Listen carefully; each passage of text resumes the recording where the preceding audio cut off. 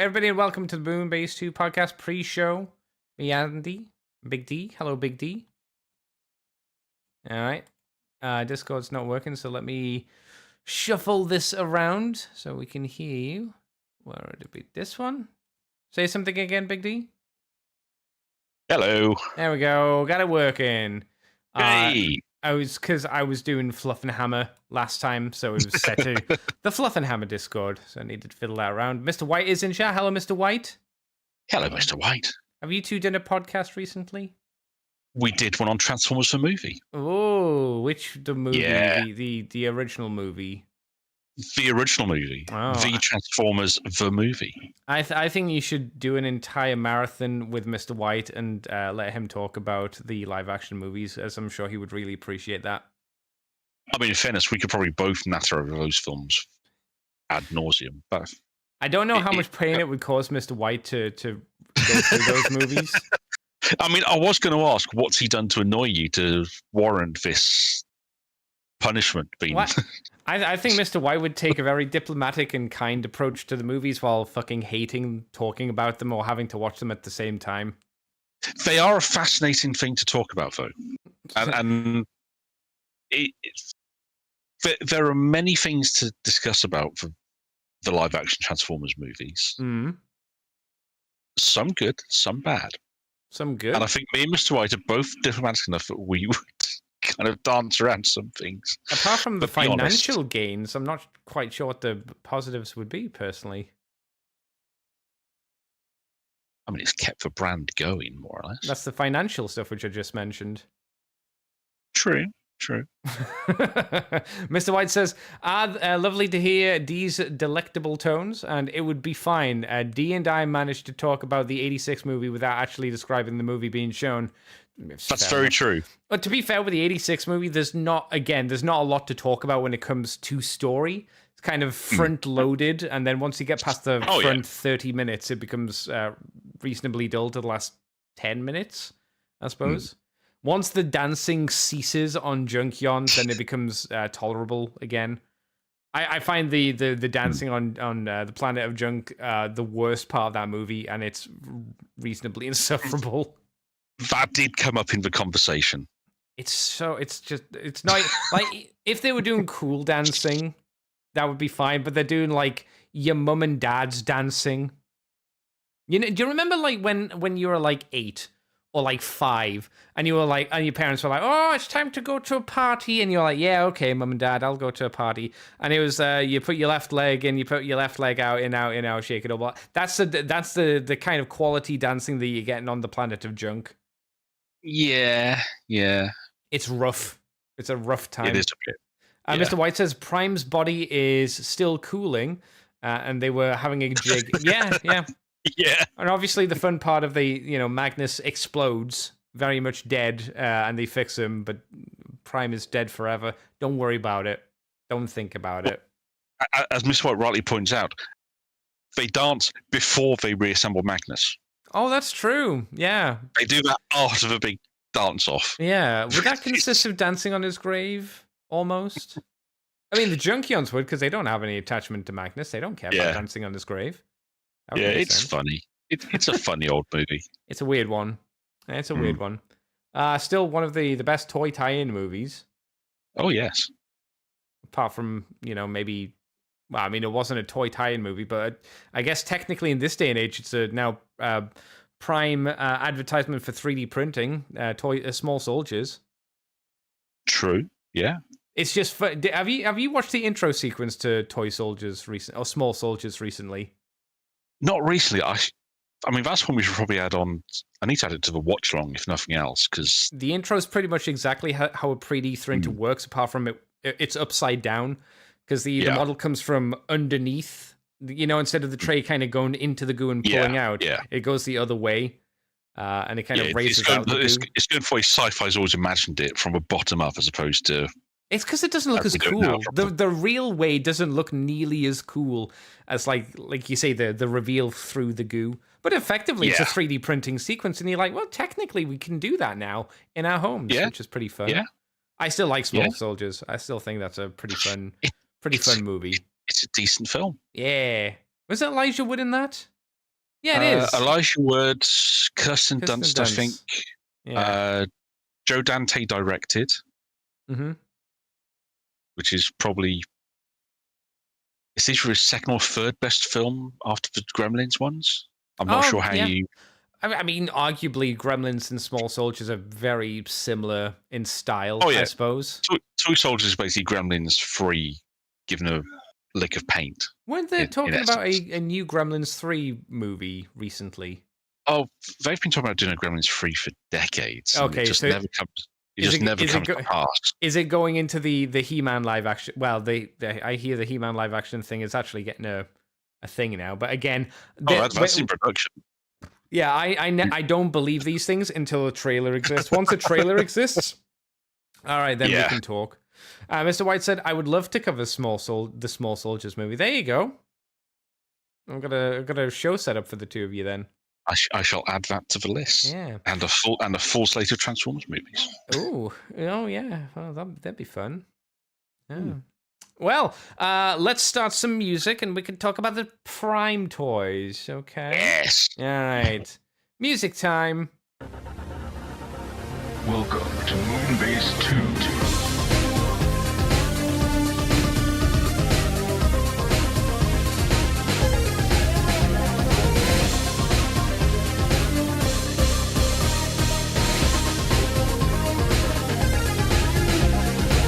Hello, everybody. Welcome to the Moonbase 2 podcast with me, Andy Decade Andy, and we're talking about toys this week. The RID Transformers Prime toy line. What a mouthful with Big D. Hello, Big D.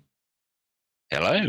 Yes, we kind of we didn't briefly talk about it. We did the introduction of the Transformers RID Prime line last time we were together, where we compared it to the first edition stuff. So now we've got this stuff to do, and depending how long this show goes on, it might stretch over into the Beast Hunter stuff having their own show. If the show doesn't go on long enough, I'll have to very quickly add those into the list of things to talk about as well. But that's okay. Yeah. Yeah. But yeah. You told me you had 80% of these figures as well, by the way. I think so. When you sent me the links and I opened it, I was like, I have that one. I have a lot of these and a lot of the repaints. It's worth mentioning that we're not going to be talking about the Cyberverse line. The Cyberverse line being not Cyberverse the show, Cyberverse the toy line name, which was the smaller scale Micro Mastery attempt, Legend scaly sort of thing that they tried to do at this point, and called it Cyberverse. I wish Hasbro would just kind of stick to one branding for that scale, to be honest. Think of new names. Yeah. Those have been Legends, Cyberverse Commander, Core. That's right, yes, because there was the basic Cyberverse figure, which was very much a Micromastery kind of style figure. And then there was the Commander, which were a little bit better and closer to Scouts, but not quite Scouts either. Oh, yeah, and Scout class as well. Yep. God. Yeah, because Scouts were basic figures. They were like the Beast Wars basics. They were bigger than a Legends figure, and they had a bit more articulation, but not enough to be a deluxe. And then the Legends were a little smaller, might be a little bit cheaper. So much faff. Hasbro, how dare you? But yes, as I say, we're going to be leaving out the Beast Hunter stuff, so no Predaking and whatnot, but we do have other mainline characters and a couple of side ones. I actually thought the RID line was a little bigger than what it was, but I guess it didn't last as long as I thought it did. It didn't, and it didn't have a couple of key characters we never really got in the West, or not until very recently. Which or was ever. Like, Hardshell's never had a figure. Well, Hardshell had a figure, but only in the Cyberverse line. He never had a mainline figure. That's a good point, actually, which is weird, because that's actually a really good design. That would have been a great troop builder. Yeah, or something. They could have done something with it. I'm trying to think. Was there anyone else that they missed off completely? I think they got everybody else. I think they did, yeah. Oh, everyone else. You could argue if they wanted to do a really easy figure, they could have done the what they called the trooper with the civilian head, the miner head, if you remember that one. Yeah. So you could have just done that figure with the miner head if you wanted to do a cheap and easy repaint or retool. Makeshift never got a figure, but Makeshift was always in the one episode he was in the silhouette, so I guess I didn't count. Yeah. Was there anybody else who didn't get a figure? I think everybody else did. I think so, yeah. The quality may have varied, but everyone else did get figures in some form. Yes, some people might say Breakdown. Breakdown obviously did get a figure. It was just exclusive to Japan for many years until obviously more recently. But yeah, I think everybody else did. Someone might remind us as we go through the show, but we'll go. And we'll start off with Wheeljack. Wheeljack with only a mask. This figure has been done by APC Toys. I don't know why they did Wheeljack specifically, because Wheeljack was not a super hard figure to get. Additional stuff that you got with the APC Wheeljack was, I think you got a head without the mask, so maybe that was the reason, and you got a hand grenade. So I think that's maybe why they did it. Otherwise, this version and the APC Toys version were pretty similar. The pictures are generous once again for storage of his swords, because it shows him in robot mode, in car mode, and then attack mode 1 and 2, which are, do you want the swords stored in the front of the car, or do you want them stored on the back of the car? And it's, okay, I guess they're attack mode, sure. But it's a handsome car mode. It's maybe a little bare in places, and definitely could have done with a few more paint apps and stickers. But I think it's fairly accurate. And the robot mode, again, pretty accurate, pretty solid for the most part. I felt that the arms were maybe a little too long, but I can't remember if that was proportional to how the CG model looked. It just looks, for a real life figure, when you look at it, it looks a little off. I do get that. I think the CG model did have that lankiness to the arms as well. They may have been a little thicker for the animation model because they could get away with it, but he had those sort of proportions anyway. Yeah. I'll be honest, I have a soft spot for this figure. I have it. I've got, I think, at least one of the repaints. I think I've got the Dead End repaint. Oh, that was a really interesting one. And the Beast Hunters take. Which admittedly I got that one to use as a custom, which I never finished, even though I have all the parts for it. Shock. Havid starts a project and he doesn't finish it. Don't all act surprised at once. But I mean, Wheeljack I've always had a soft spot for as a character. Right back to the G1 days when he was a mad scientist. And this version, although he's personality-wise much more of the soul, he's a wrecker, so they play up the soldier aspect a lot more and the lone gun. But it nails the look of Wheeljack perfectly. Yeah. I mean, this was, 2-3 years after the Universe version? The one that was based on tracks? I guess it would have been something close to that. Yeah. Maybe. I don't think it was too much difference. Yeah, 2 years max. Yeah.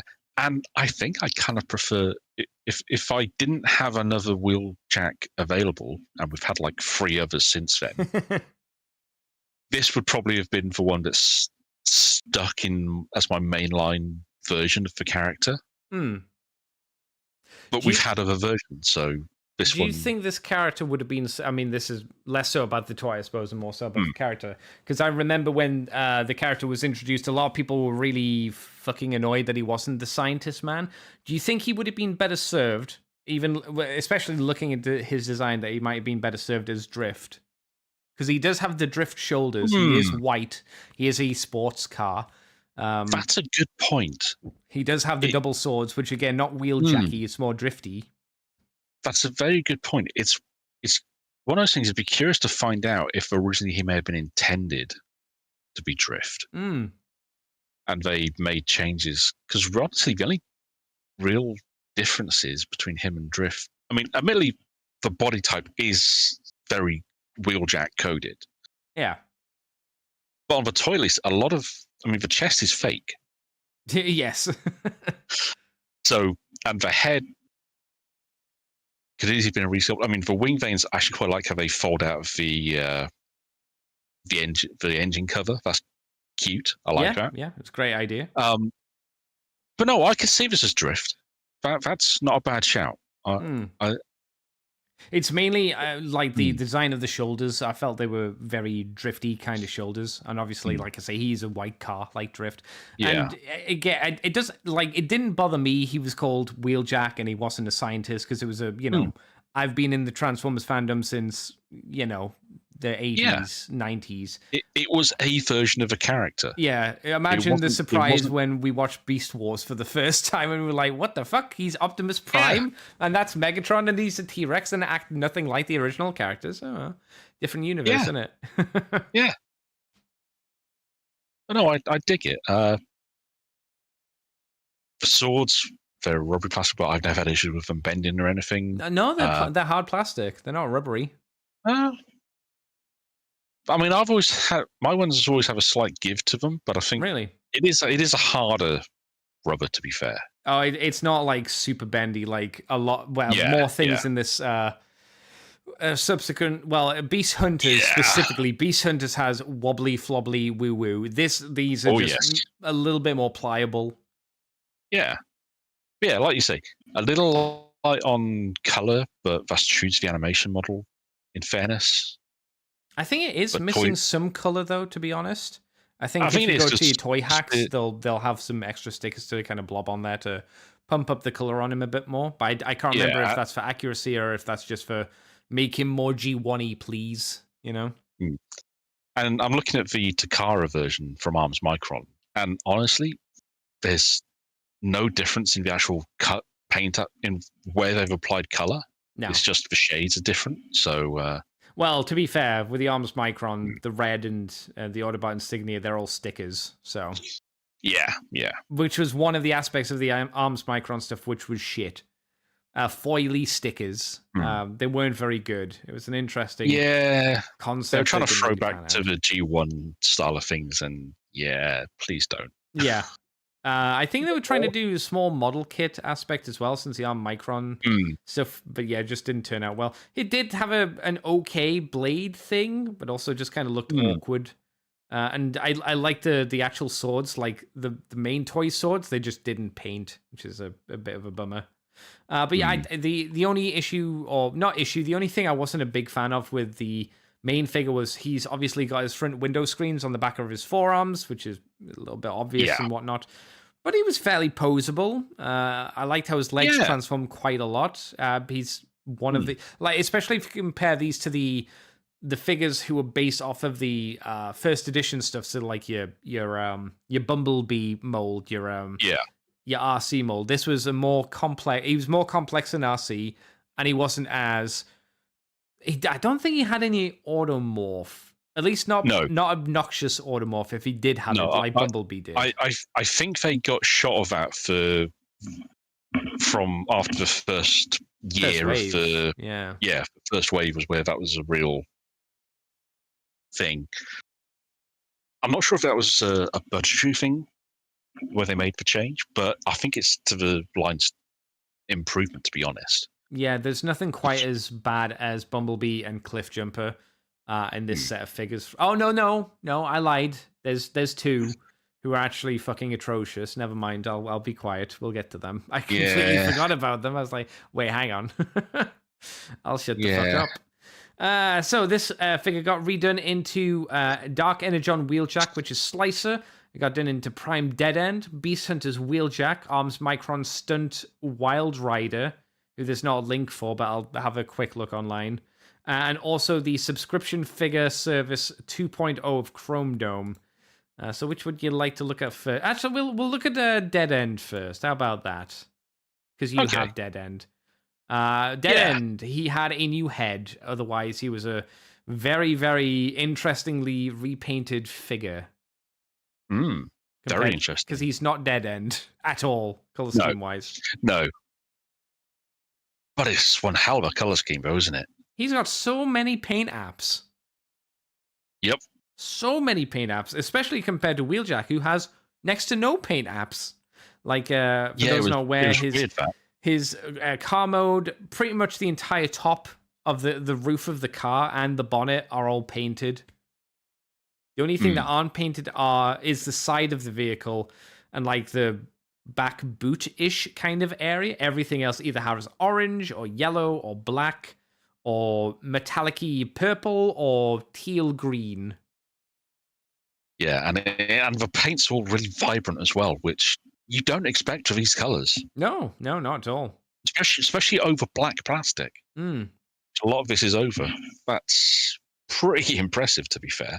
What does his face look like in person? Because it looks like he's got like a skull, and then he's got this green visor over the top of like his mouth. Because it looks like there's inner detail below that kind of translucent bit of green plastic around the mouth. If you see what I'm saying. I've always thought that he's just screaming, always. Oh, it looked like there was stuff under there, but is it meant to him just be screaming? I think it might be, yeah. I can kind of see either way, because sometimes you do get characters who do have weird face plates, so it could be one of those. But I've always felt with how Prime did face, especially, it was supposed to be just a dude who's kind of angry all the time. That's fair enough. Could be the case, I suppose. No, he's nice. This was one I didn't get, but I did want to get, but I just missed out on him for whatever reason. Probably money, I would imagine. But he's a good recolor. Yeah. I'd say. Not as terrifying to handle, I imagine, as the Dark Energon version is going to be. No, let's have a look at him. Not that one. Yeah, which in fairness, it's a nice redo to make. I mean, Slice is an obvious redo of Wheeljack anyway nowadays. It is now. It's kind of unique then. This was like the first time they'd done a modern Slicer, I think. Oh yeah, that was a real blast from the past. I had real nostalgia vibes, but then you look at it and go, that's a lot of translucent plastic. Yeah. And it does feel as well they missed out some detailing. Like on the front of his chest, the window screens aren't painted in there at all, which is kind of a bummer. Yeah, that's a bit of a shame. Especially as he does have a really nice red. Well, it's more of an orange plastic they've used for the windows, which reads as red over the top of things. Oh, you know what that is? That is Lego Ice Planet's orange, I would say. Translucent orange. Yes, it is. If chat wanted to know what kind of translucent orange vibe it is, it's that. And if you're not young enough or old enough to know what that is, well, too bad you missed out on a really cool Lego series. Well, I was going to say, well, you're on the internet. Go look it up. Yeah, well, that too. You could do that. I think it's a bit of a bummer that they didn't just make him a Decepticon. He's not quote unquote Wheel Slicer because he does have an Autobot insignia on him. But yeah, it was one of those things with Dark Energon. They did try and throw in a few deep cut recolors, but because it was supposed to be a subline of the existing characters, they couldn't make them new characters. They had to use the existing names, which was a bit of a shame. That's right. I was like, was it an exclusive for Big Bad Toy Store? Yes. All of the Dark Energon line was an exclusive for Big Bad Toy Store, and I think it's the only exclusive they've had. I think it was Tesco's here in the UK that had them. Oh, weirdly, huh? Yeah, I wouldn't have gathered that. I do have a big Tesco's near me, but they have like, it's one of the really big Tesco's with like the 24-hour kind of ones, but then their toy section is painfully tiny. So at one point I just gave up going there because I was like, there's no point. Yeah, I used to try and frequent the big Tesco locally for the same reason, to find stuff, because they had a sizable toy section, but the range was so random. You never. It's one of those annoyances of collecting in the UK, especially when you get told stuff's appeared in a supermarket or a discount store. Oh, God. Because good luck. A lot of them because of how distribution works, a lot of these places, the stuff's not distributed equally. Yeah. It's just sent to certain hubs, and they may not service your area, so which means you could be shit out of luck. If it's a proper toy store, like Smith's, at least now, these days, you can check the website and see if they've got stock in. And most of the time, they'll have an even amount. But like you say, Big D, if it goes to a supermarket where they sell toys or a discount store, then you're fresh out of luck. I suppose with discount stores, that's kind of an issue for America as well, right? Because I think not all Ollies are the same in America. Like, I think some Ollies are meant to be just shit and just never have stuff, and then other ones are just rammed full of stuff that people don't want or stuff that they do want.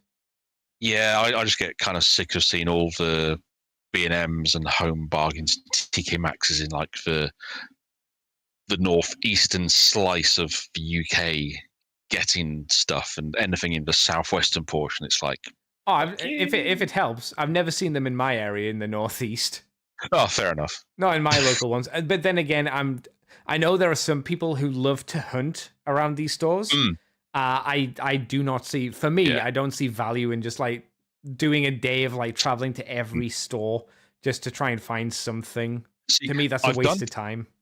I've done that, but normally it's best with people.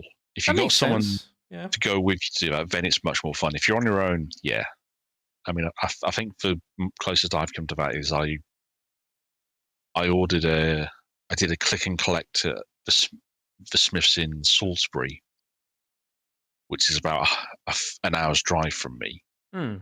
It's not actually that far away. It's just because it's going through Wiltshire. And there's no direct road. Well, technically there is, but it's all twisty turny uphill and dale. It's a lovely set of roads to drive in, but it's not what you call a relaxing drive. Or one you'd want to do if you're just going to buy a toy. Yeah. I get you. It's the only way I can find the damn thing. So, Mr. White says, I know that Salisbury store. I think he means Sainsbury store. Sainsbury store? Salisbury store. He knows that Salisbury store. He's frequented your haunts before, Mr. Big D, it sounds like. Yeah. So Salisbury's a decent old city. Fun to get lost in Salisbury. Well, there's also the Chrome Dome figure, which was done for the subscription figure. This was a sort of IDW nod, because that's as close as it was going to get, because the body was definitely not IDW-esque, but the head certainly was. This was not a Headmaster version. This was a very much filling in a small void, since there was no IDW figures styled in this way. So they went, oh, well, I guess this... I don't know why they chose... I guess the car mode kind of works for it. It's the closest they could get, and the colors help sell it. Yeah, the problem was the body proportion was obviously just completely wrong. The head sculpt was on point, though. I think that was a decent attempt of doing the IDW wheeljack. Sorry, Chrome Dome. I did nearly pick this up once from a seller at one of the Cardiff Comic Cons 1 year. Okay. Decent price or over expensive price? I think he wanted 40. And this was about a year after it came out, which wasn't too bad, to be fair. Yeah, I'd say that's neither great nor terrible. That's just like all right. Yeah. I can see why you passed on it, to be fair, because it's like it's nice, but 40 quid nice, Yeah, it was a tough ask, and there was other stuff at the con I was kind of more interested in picking up, to be fair. Yeah, but it was nice that they did it to fill the slot, and I know it was a reasonably popular version. Take on the character, just because it was the only Chrome Dome for a good another 2-3 years before we had Titan's Return. Yeah, I guess so. And you could argue how good that Titan's Return Chrome Dome was, because it was, I'd say, one of the lesser of them, to be fair. Yeah. Unfortunately, but, it's one that I didn't pick up. I have all the Decepticon ones, but I don't have all the Autobot ones for a reason. Especially Chrome Dome. Yeah. Chrome Dome's one I missed out on, Highbrow I missed out on, and Brainstorm I missed out on. I do have Hardhead, though. But, Hardhead's the best. Highbrow's interesting. Chrome Dome is fine. Nah, I think Chrome Dome's pretty bad. Brainstorm, I still can't believe they did Blur out of him. Yeah. I mean, Brainstorm doesn't help that he followed a cracker of a Thrilling 30 version. That's true. Which had its own unique issues, but it was interesting, at least. Absolutely. And a great look. It's just a shame they didn't do the rest of the Headmasters kind of like that. So he's really, you just have this one gigantic Voyager scale brainstorm, and that's it. It's odd. But this Chrome Dome figure, he's okay. Beast Hunters, however, is the same mold, but then they went, what if we add more spikes? Very much like the Bumblebee. And boy, did they add spikes. They also added like a paint smear. Like someone like dropped ink on him while he was in the washing machine, and he dirtied up. Yeah. I'm not quite... The problem is the ink drops on him are not consistent. They're on the front of the car bonnet. They're on the orange wingtips at the back of the car, and then that's it. So you go from this kind of mucky front bonnet to the door sections, which are for the arms, which are completely clean. So it's a little bit all over the place. I think it's supposed to be like blood stains or something. Like oil kind of stuff. Yeah. Maybe they should have gone with purple, because Transformer blood has just been purple for a long time now. It's odd. It's weird because the figures, it's still the same mold effectively. They just stuck shit onto it. It does look like an interesting upgrade. I think if they gave him a different color scheme, instead of having to adherently keep to the white, the green, and the red stripes here and there, and just pulled it together to have a more consistent color scheme, that could have worked a little bit better. Like maybe this could have been the slicer figure. Yeah, I mean, colored stuff differently. That could have actually been really nice to see this as the slicer. That repainted as slicer. That's actually a good shout, because doing a repaint with all the spikes on, that actually appeals quite a lot, to be fair. And the weird bird wings as well, which are quite nice. They replace the little pointy bits from the previous mode. Again, it's not. It's again interesting. It's the same figure, but interesting. What's the attack mode? It is. Oh, I like the idea. It's a disc launcher. Of course. Yeah. Yeah. Oh my god, the Falcon spear. Yeah. Could he hold that?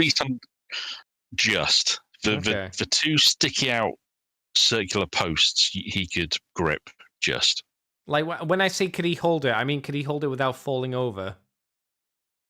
Well, you didn't specify it to start with. Okay, I'm specifying that now. All right. Just if you get him in the right stance, because he can actually hold it just in both hands because of how the posts are angled. Right. So it is doable, and he can actually hold it. It's not too much weight. It's just weird. Yeah, I think a lot of issues with the Beast Hunters range was let's give them a big weapon, and no one went, hang on, can they actually hold it? Because I think 90% of the time, no. To be fair, like I get it because this is a giant disc launcher, but I think giving him like obnoxiously over the top samurai swords, you know, where they're like spiky where they shouldn't be. And you have like a red one and a blue one, and it looks like they look like the demon blades that Dante has in Devil May Cry 3, where you can stick them together and do the little hurricane thing. Yeah, that would have been quite neat. It would, kind of especially as they've given him an absolutely killer update to his head sculpt. Yes, yeah, just like with little spikes, and I actually really love the flash of gold they've given him as a spot color. For the ears and the little centerpiece. And for the arm blades, all the little extra bits basically are gold, which is nice. It's a different addition to the character, and I dig it. I kind of almost wish, looking at the head sculpt specifically, they'd gone with instead of like the wings on the back, if they'd gone for more of a Snake Man or Snake Man armor. Kind of look, because you've got the bottom teeth. And you could argue that it's very Serpentor or He-Man versus the Snakeman 2000 X series. That I think I would have aimed for that personally. That's the way I would have gone. Why does the disc open up? Oh, it's supposed to be like a manacle or a collar to catch people. All the weapons are capture devices. How does this work? Like, can it actually close around many of the figures? Soundwave, I bet it could close around Soundwave. Oh, yeah. close around Soundwave's body. Yeah. No. Yeah. The idea is, I think, it's supposed to capture around. They're supposed to be hunting for Predacons, right? Oh yeah, so it would be the Voyagers. A lot of them have long, sinuous necks of some That's sort, true. or long tails. Okay. So. Yeah. No, that's a fair point. That's a fair shout. There is the Japanese version as well, which I couldn't remember that the Japanese version had a B-side. Oh, it's because it was from the Go line, Go exclamation mark, which was that weird line where they recolored a lot of the B Center stuff. I forgot about that. I'd actually say the color scheme's more G1 here, but makes it more boring. Yeah, it's cleaner. Yes, but it's there's also less messy. going on. Yeah, it's less messy. The other one looks like something that it maybe not meant to be an insult, like a child would color a Wheeljack figure.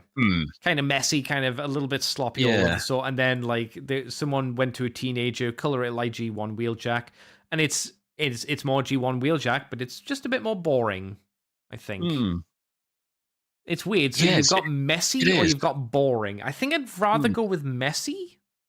Yeah, because I mean the orange on the Hasbro version on the wings, I prefer that to just having them gold, as they are on the Go version. But they're not even the same kind of gold, is it? Because it's a. Is it that different? That they've used. Well, the wings aren't translucent for one, or orange. So that's a bummer, and I don't think the gold's quite as poppy gold. No, maybe I'm wrong. Well, it's not a gold paint; it's a gold plastic that they've used. That for the wings at least, yeah. And gold plastic never pops as much as gold paint or gold plating. No. So, which is odd. And then the head's not got any gold on either, which I think makes, again, like you say, makes it a bit more boring. Makes it more accurate, but it's like, okay, yeah, fair enough. More accurate, less fun. Yeah. I wish it was more consistent with the Hasbro version, but then this is not the way I wanted to go. We've taken a different road, but it's more boring road. We came to a crossroad, and there's a bumpy ravine that looks like it's full of rocks and big dips, and then there's just like a straight road, and we've gone down the straight road here.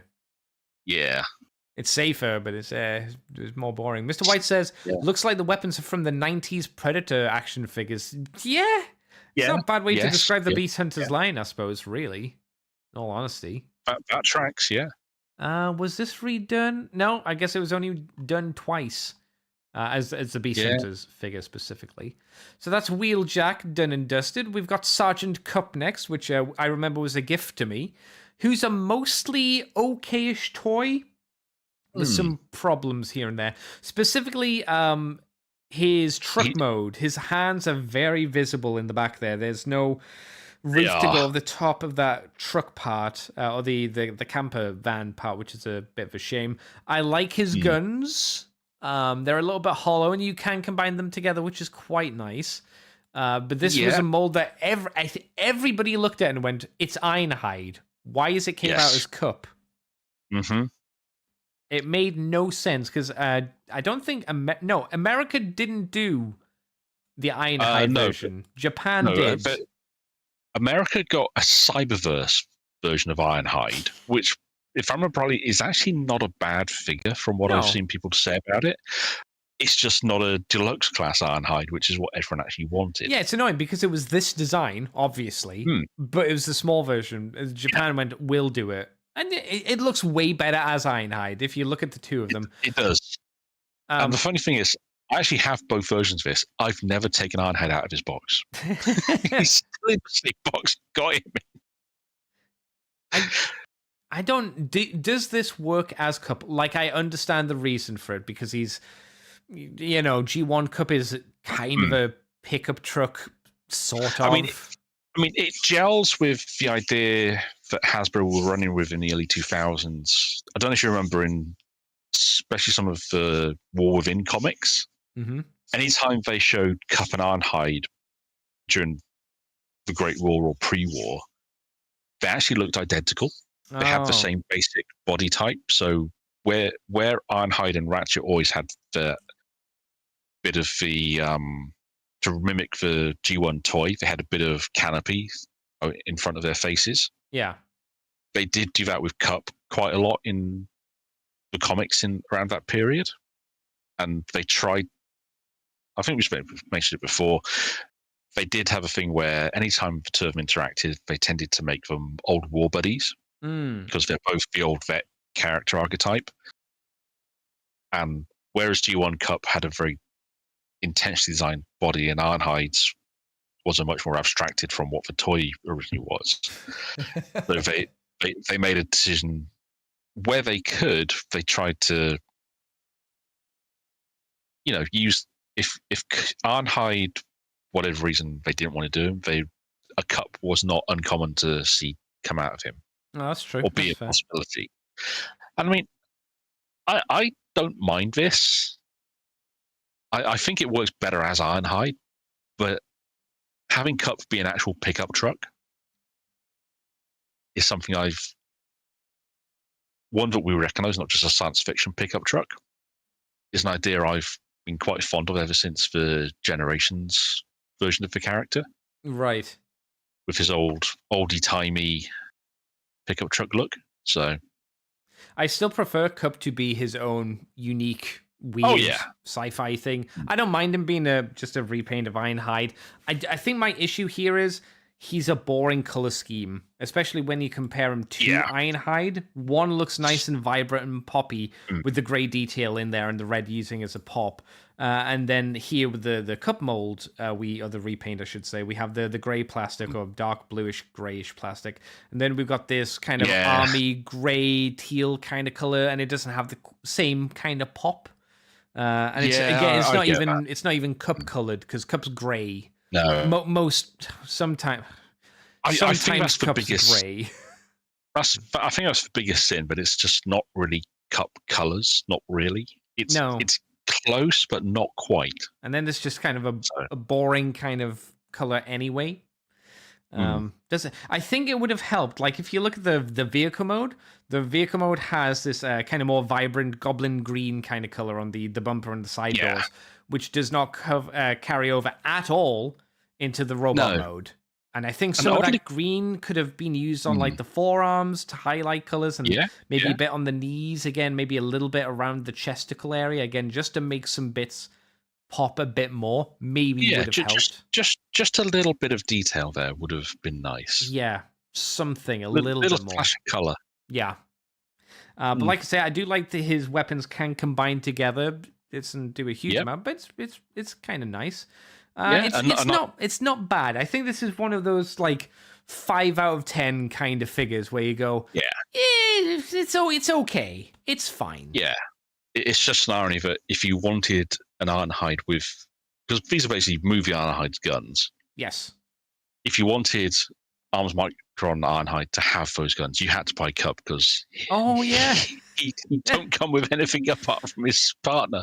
Which is weird because we were talking about the Arms Micron Wheeljack, who did come with his original swords, but for some reason, a lot of the figures didn't come with their original accessories, which you would expect were part of the original molds of the figures. So they just didn't inject them. Or when they were making the injection molds, they just had a load of spare weapons that they didn't include.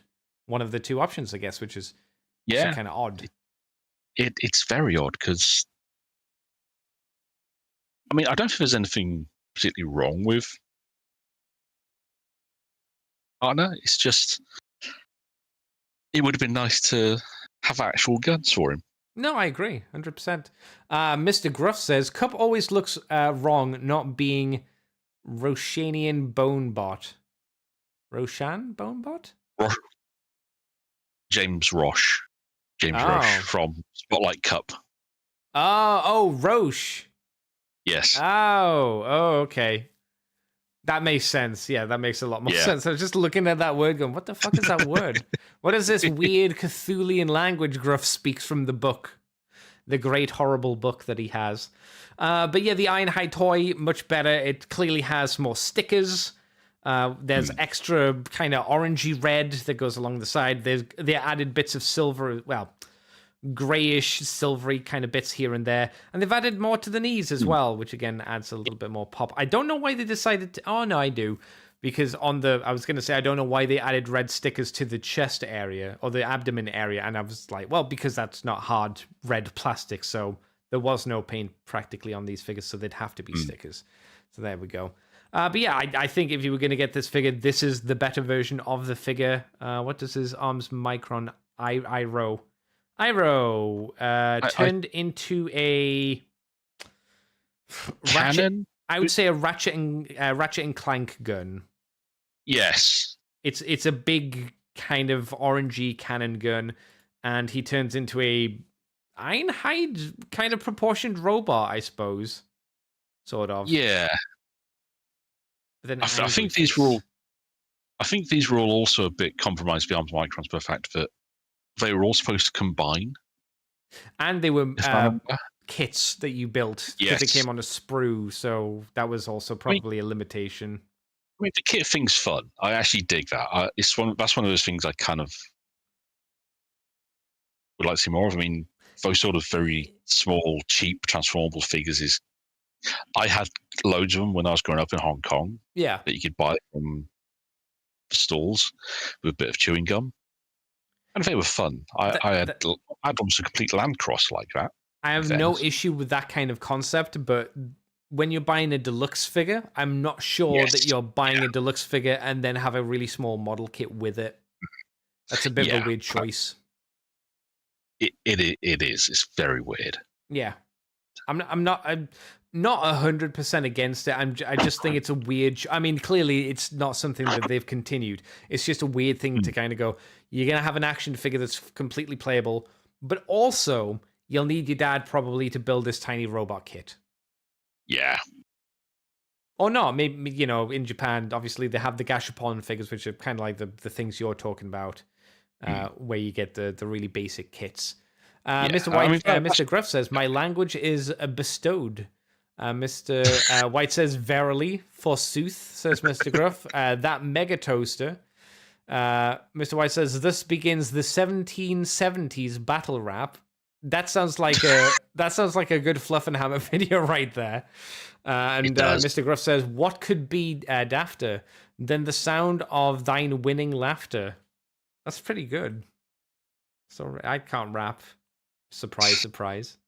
But Ironhide, solid figure. Yeah. Like you said, Big D, the only kind of Ironhide that you could get in America was the Cyberverse figure, which did come with the guns because it was the American release. So that was this was the only Ironhide figure that actually came with his proper movie style guns, for better or for worse, I suppose. Do you have anything else to say about him, or should we move on to Ramble? I think we can move on. Rumble, bumble, slumble. An interesting idea. He had a little too much shoulder, is how I would describe his aesthetic. Also, clearly not Rumble or Frenzy. Looked nothing like it. The only thing that made him Rumble or Frenzy were his pile driver Gatling gun thingamadoodads. Otherwise, if you just said, "Hey, does this look like Rumble?" they'd be like, "What are you talking about? It doesn't look like that." Apart from the giant shoulders, which I wish the giant shoulders, for those not aware, are basically the top half of the car. So the roof of the car and the windows of the car as well, just kind of blobbed on his shoulder. Otherwise, it was again kind of an interesting design. I like this odd-looking Rumble look to him. And it was like, as soon as somebody said to me, "Look, he's got eyes on his nipples and a mouth," he looked like Gurren Lagann from the show, the anime Gurren Lagann. Yeah. As soon as they said that, I was like, I can't unsee it now, fuck. Yeah, I quite like this figure, in fact. He's a big old goof of a goon, and I've got a soft spot for that.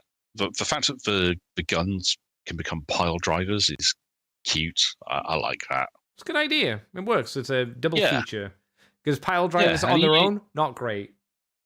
And it's a dinky, cute little sporty hatchback, which suits Rumble as an art mode because it's the ultimate chavmobile. So that tracks for the ultimate goon in Rumble and Frenzy. It's odd that they've not listed the two recolors this got in Japan. No, I had to quickly go over to the internet to try and find them. Because they were different colored, and they did have a new head mold. They never used the US head. I guess that makes sense because it's not a Rumble or a Frenzy head. So when Japan did it, they did make it look like them at the very least. Though I would say that the Rumble or the Frenzy, depending on which blue you want, he wasn't blue and purple. He was blue and light blue. Yeah. Which I don't think was that the toy. No, that was the toy version, wasn't it? Mm-hmm. I think it was. But if you wanted the double pile drivers, you weren't going to get that because each only came with one arms micron, not pile driver. They were designed to look like the pile driver, but they couldn't be because for those that don't know, the pile driver was like it went over the fist. It completely covered the fist, so it looked like it was part of the arm. These do not do that. These work more as guns. So kind of missed that whole thing as well, which a bit of a bummer. I will say the head design for the Rumble and the Frenzy, the mouth is way too soft on the sculpt, so it's kind of it disappears. There's not enough sculpted detail in there, unfortunately. Yeah, and the funny thing is that the packaging for the Arms Micron version, the red version at least, does have him with the two pile driver cannons from any of these. It's like, what? Well, if you buy the Rumble as well, technically he can have the two of guns, just not look great, I suppose. That's something. What do you think of the differences in colors between them? Because we've got a 3-shot here of the American one, which is a light blue, the Japanese Rumble, which is a dark blue, and then the red one as well. I think they look like an okay team together, to be honest. They do, yeah. They look like a trio of troublemakers, which, well, if that tracks for these three. I do kind of wish the American one was, I know it wouldn't be the right thing to be quote-unquote Rumble, but I wish he was yellow, so he could be, this team you could have together as like a nod to the Italian troop. No, I was going to say a nod to the Galaxy Force little bug things. Ooh, you remember those things? Because you had the yellow one, you had the red one, and you had the blue one as well. Huh? Oh, that's a good show, actually, yeah. And I think that could have been a fun little homage to do, yeah. Yeah, but obviously the problem would be it wouldn't be Rumble, and they wouldn't have been able to sell it as Rumble in America, and no one would have bought a yellow one, because why would they? But Japan should have done it. Japan could have. I mean, there's only room for one yellow car in modern Transformers toy lines. It's Bumblebee, of course. Well, unless you have space to do a Lamborghini Countach, in which case, Sunstreak here, your number's up. True. I did like the Arms Micron Minicon in its quote-unquote taco mode. It's quite cute because it used the peg for its little mouth, which made it look very much, to me, a bit like a Badnik from Sonic. Oh, that's adorable. Yeah, it works. It's not great, but you go, yeah, okay, yeah, it's one of, I'd say it's one of the more successful ones, mostly. Yeah. It's a fun design. I like how the guys have their half the car body on their shoulders. That's hilarious. I'm not a big fan of that because it's a bit too, I don't want to say lazy because it's not lazy, but I wish that you could do more with it. Like, I'd even prefer if you could unpeg them and turn them into a big shield. I'd prefer that. But it gives them a distinct look. No other Transformer has like the entire roof of the car mode on their shoulders. So that's the thing. And it was much like Cup/Ironhide. Haven't really mentioned this. This is original molds for characters who don't appear in the show at all. Yes. Yeah, correct. That's kind of fun and weird when you, as we mentioned earlier, there's at least one character of prominence who didn't get a figure at all in the main line. Yes. Yeah. Poor Hardshell. Rip Hardshell. Yeah. Did this one get used again? No, I think it was just used for those 3 in total. It's not a bad one. Yeah, which is even weirder. He was less boring as well than Cup. He was definitely an interesting thing to transform in hand compared to Cup, who felt very basic. Don't get me wrong, I wouldn't say this. It's not like a 10 out of 10 figure or anything. It's more like a 6 or a 7. It's like, it's more interesting than just there you go. It's Cup. And it's a figure that can sit in a lot of collections just as a background merc. Yeah, he's got good goon energy. Yes. Whichever version you've got, he can fill in a background slot as Bat Goober who's about to get blasted to hell and back. Yeah. Whether it's by Megatron or by a good guy, that's debatable. I wouldn't be against him, getting rid of his hand and replacing a hand with a hook and making him a space pirate. Ooh. That'd be quite fun. Like Space Pirate Goon. Yeah. Mr. Gruff says, I heard Gooning G. That's his side name. He's always gooning in the pirate hold. Next up, we have Ratchet, a mainstay cast character who was like the only figure of the main Autobot cast who didn't get a first edition figure for some bizarre reason. Still a good figure, but missing an incredible amount of paint. Huge amount of paint. I poorly tried to draw in Sharpie stuff to kind of bump him up, so like his feet are the wrong color, so I put those in. It's not the perfect paint job, but it's a little bit more. It's a little better. Not massively, but a little better. I think you put more effort in than Hasbro did, let's be honest.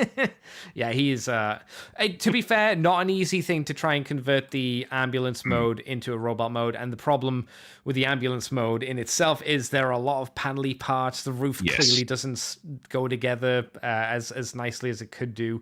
There'll just generally a lot of gaps in that mold. But I think the robot is really good. Yeah. Like as good as you could probably want a figure to be, at least a Ratchet. And I mean, that was arguably one of would it be safe to say it was the best Ratchet till maybe Studio Series? I mean, I like the Siege one, Earthrise. Oh, I didn't like the Siege one. No, I wasn't a big fan of the Siege. Which was the Earthrise? Earthrise was the one where the top of the camper van detached entirely. I never had that one, so I can't. I don't think that one looked great. I've got the Ironhide in that mold. Yeah. The robot mode's fine. It's just, and the shield you can at least angle it so it looks like it's got an offensive. Like he can punch with the bottom of the shield, which is kind of cool. But it just feels like they kind of ran out of budget to do anything with that. I'd say for myself, from what I've had. Which granted isn't a huge swathe of future Ratchets after this. For me, it was, probably the best Ratchet after, before Studio Series, which, granted, I don't have the Studio Series figure, but I do have the Ironhide, which used them all, blah, blah, blah. So, good enough, I'd say. Yeah, I mean, I haven't got Studio Series Ironhide. I have Studio Series Ratchet, and I've got Siege Ratchet, and I like both, but I think I prefer Studio Series overall. I still need to pick up the dying cliff jump Brawn and Ratchet set, because I got the Ironhide one and there was no translucent plastic there, so I'd probably want to pick up the non-translucent plastic set at some point as well. But I want to get them on sale. You want the full Massacre set. Well, they just weren't using any translucent plastic, and for me that was a big selling point. I get that. No translucent plastic, fantastic. Especially with how difficult some of the parts were to transform on Ironhide. Like when you're transforming his chest back and the parts just do not come apart. Like them being translucent would be scary as hell to me. So I'm like, oh. Yeah, I can understand that. But this Ratchet, pretty good. He does come with his surgical knife things, which are very bendy plastic. Very bendy plastic. He does have the kind of fake fold around forearms, which work fairly well, I would say, for the most part. They once again on TFU have a very generous quote unquote fourth attack mode, which is vehicle mode, but then you put the knives on the front of the on the truck. Yeah, I mean, a lot of those modes I think were in the instruction manuals, but they always looked really weird. It's just, hey, we've got the weapons. Peg them somewhere. That's a new mold. It's like, yeah, okay, sure, buddy. Whatever you say. Yeah. I wouldn't say this one's. I'm trying to. It's been a while since I fiddled with it, so I'm trying to remember how good the legs were because obviously he's got a lot of kibble on his back and a lot of kibble on the back of his legs. I think he could pose all right, but if you got in any situation where he was kind of like tilted backwards on the surface, you're on a bit of a sticky wicket. You really need a flatter or a forward face tilting surface for him to stand on. I want to say that sounds familiar as well. Yeah, it's a shame because it's actually quite well articulated for given how much of it kind of folds around and whatnot. And I like it. I've actually always had a soft spot for this figure. I mean, I still have pretty much every Prime figure I picked up in a box, and this one, yeah. I dig it. And I think I would have liked him to be Voyager scale instead of Bulkhead, and I would have liked a Bulkhead figure to be Leader scale. Obviously, that didn't happen. Yeah. Maybe that would have given Ratchet a bit more to work with. The problem is that the scaling in Prime was weird because RC was so tiny compared to Bumblebee. Ratchet was only a little bit taller than Bumblebee. Bulkhead was a little bit taller than Ratchet, and then Prime was quite a bit bigger than everybody else. And then he got his upgrade and was just huge. Mr. Gruff says so negative. That is a Big D joke, by the by. If you wanted to chat, that isn't a me thing. That's all for Big D. Yes, sometimes the negative space stares back at you. Hell yeah! But the Ratchet had a couple of redos. We'll look at the Beast Hunters Autobot Ratchet, which is a really cool redo of the character, but with a fucking awful paint job. Yeah. I do not know why they colored it so half-heartedly. Why do I say he has a bad color scheme, Big D? Because it's missing. It's just so meh. It's all over the place. It's not fully consistent. Yeah. So for those not aware, he consists of sandy beige kind of color, brownish orange, silver, and white. Yeah. I mean, I think the beige is supposed to be bone. Yes, probably. Because, the head sculpt's giving off big Dinobot 2 vibes from Beast Wars. Yes. But why is the head white? Yeah. White with one dot of green and then a bit of silver. Yeah. And is the other eye colored? It's kind of hard to tell from the image. I think that might be colored, but the shadows throw it off. It might just be the base plastic, because I don't think that was a white plastic. I think it was molded the same beige as most of the rest of the figure. Wait, so you're telling me that it was a beige head, which they then painted white? Mostly white. That's insane. Yeah, looking at the head, looking at how glossy the head is, you're probably right. Yeah, that looks like white paint to me. Yeah. Gloss white paint. But what a weird choice. I know, right? Mr. Gruff says it's an attempt at Roadbuster by way of Beast Wars Dinobot. Why? I have no idea. I don't think anybody knows looking at this. And Mr. White says, it feels like a weird Jurassic Park crossover figure. Well, we're going to talk... It does get it gets a much better version in Transformers ! Go. But this one's a mess. He comes with a Dragon Shredder Drill, which is a pretty cool weapon, which, as you mentioned, Big D, is clearly a reference to Dinobot. But instead of having a sword in the center, it has a Gatling gun. So that makes a bit more sense. It's just rather large. That's genuinely funny, that is, the fact that someone could look at him, expect to face Dinobot's sword, and the idea is parry this casual. Yeah, so it's a mini gun. That works pretty well. Yeah, my main issue with this figure is I love the molding. The new bits of mold on him are really cool. It's just a horrific color scheme that has color mishmashed everywhere on the figure. And it's the choice to move from red to orange as well. Yeah, that doesn't make sense either.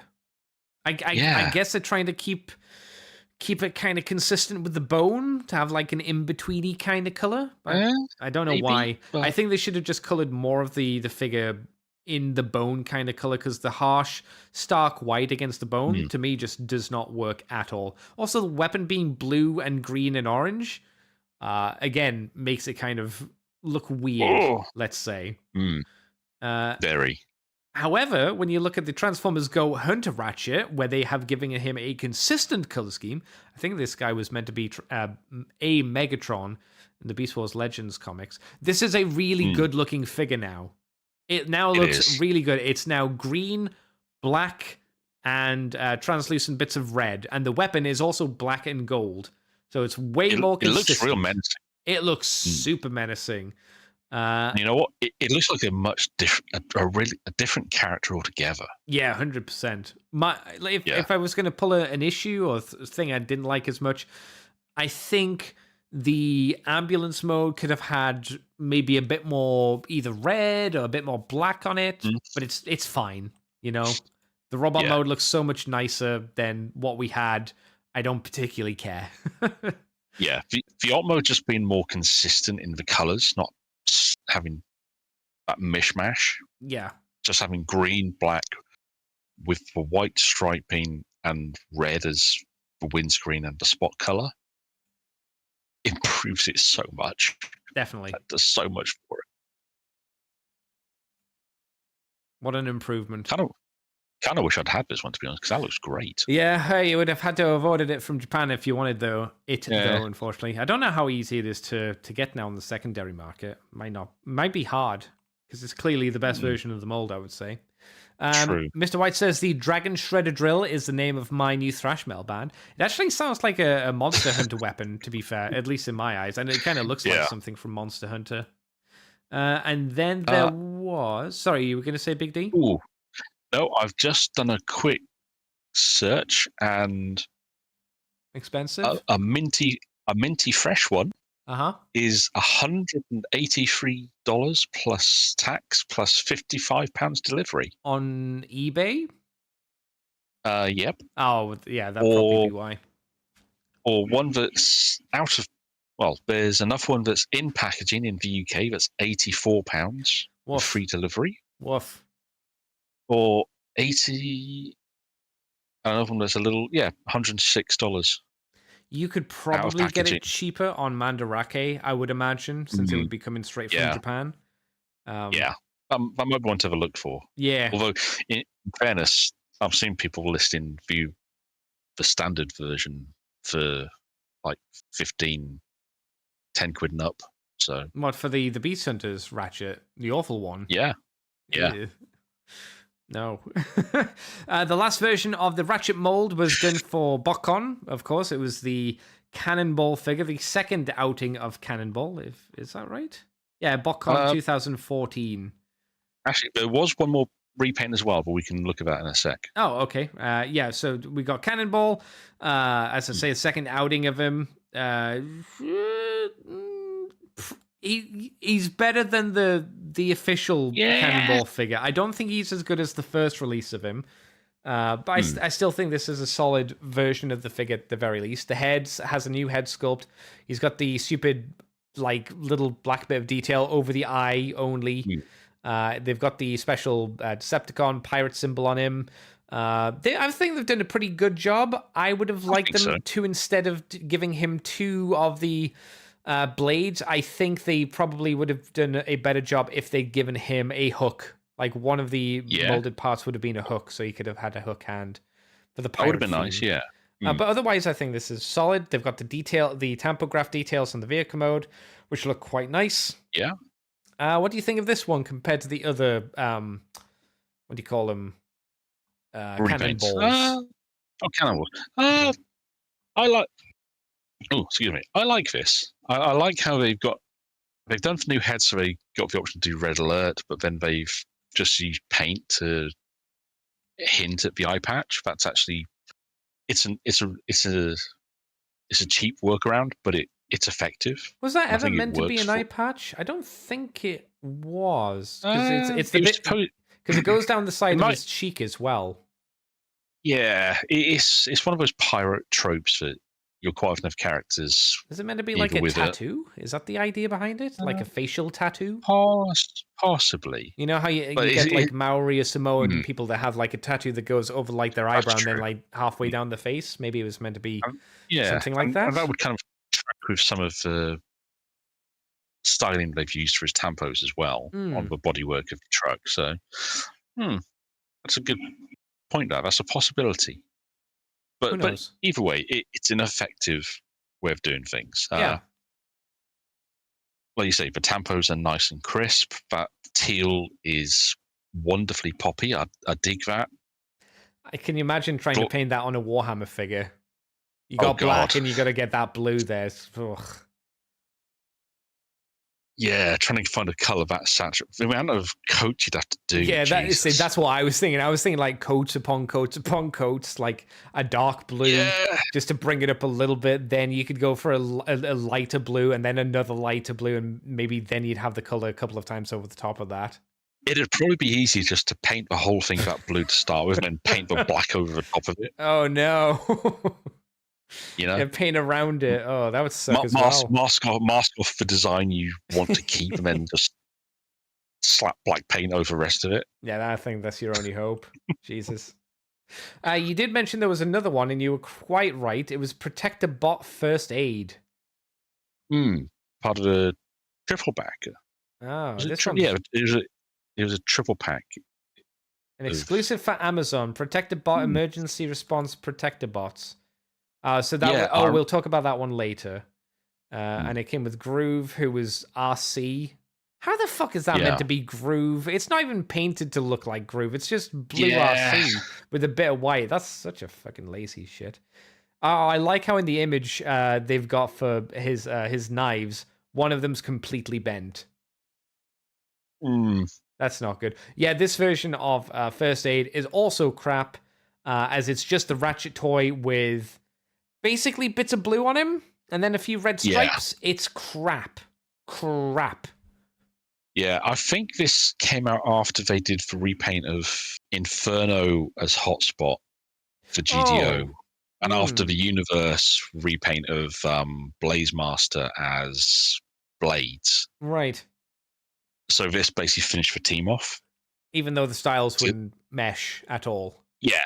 But this was long before Combiner Wars was. Actually, no, this was maybe a couple of years before Combiner Wars. Yeah, 2, 3, 4 years, something like that. So a lot of us still didn't really think we were going to get Combiners.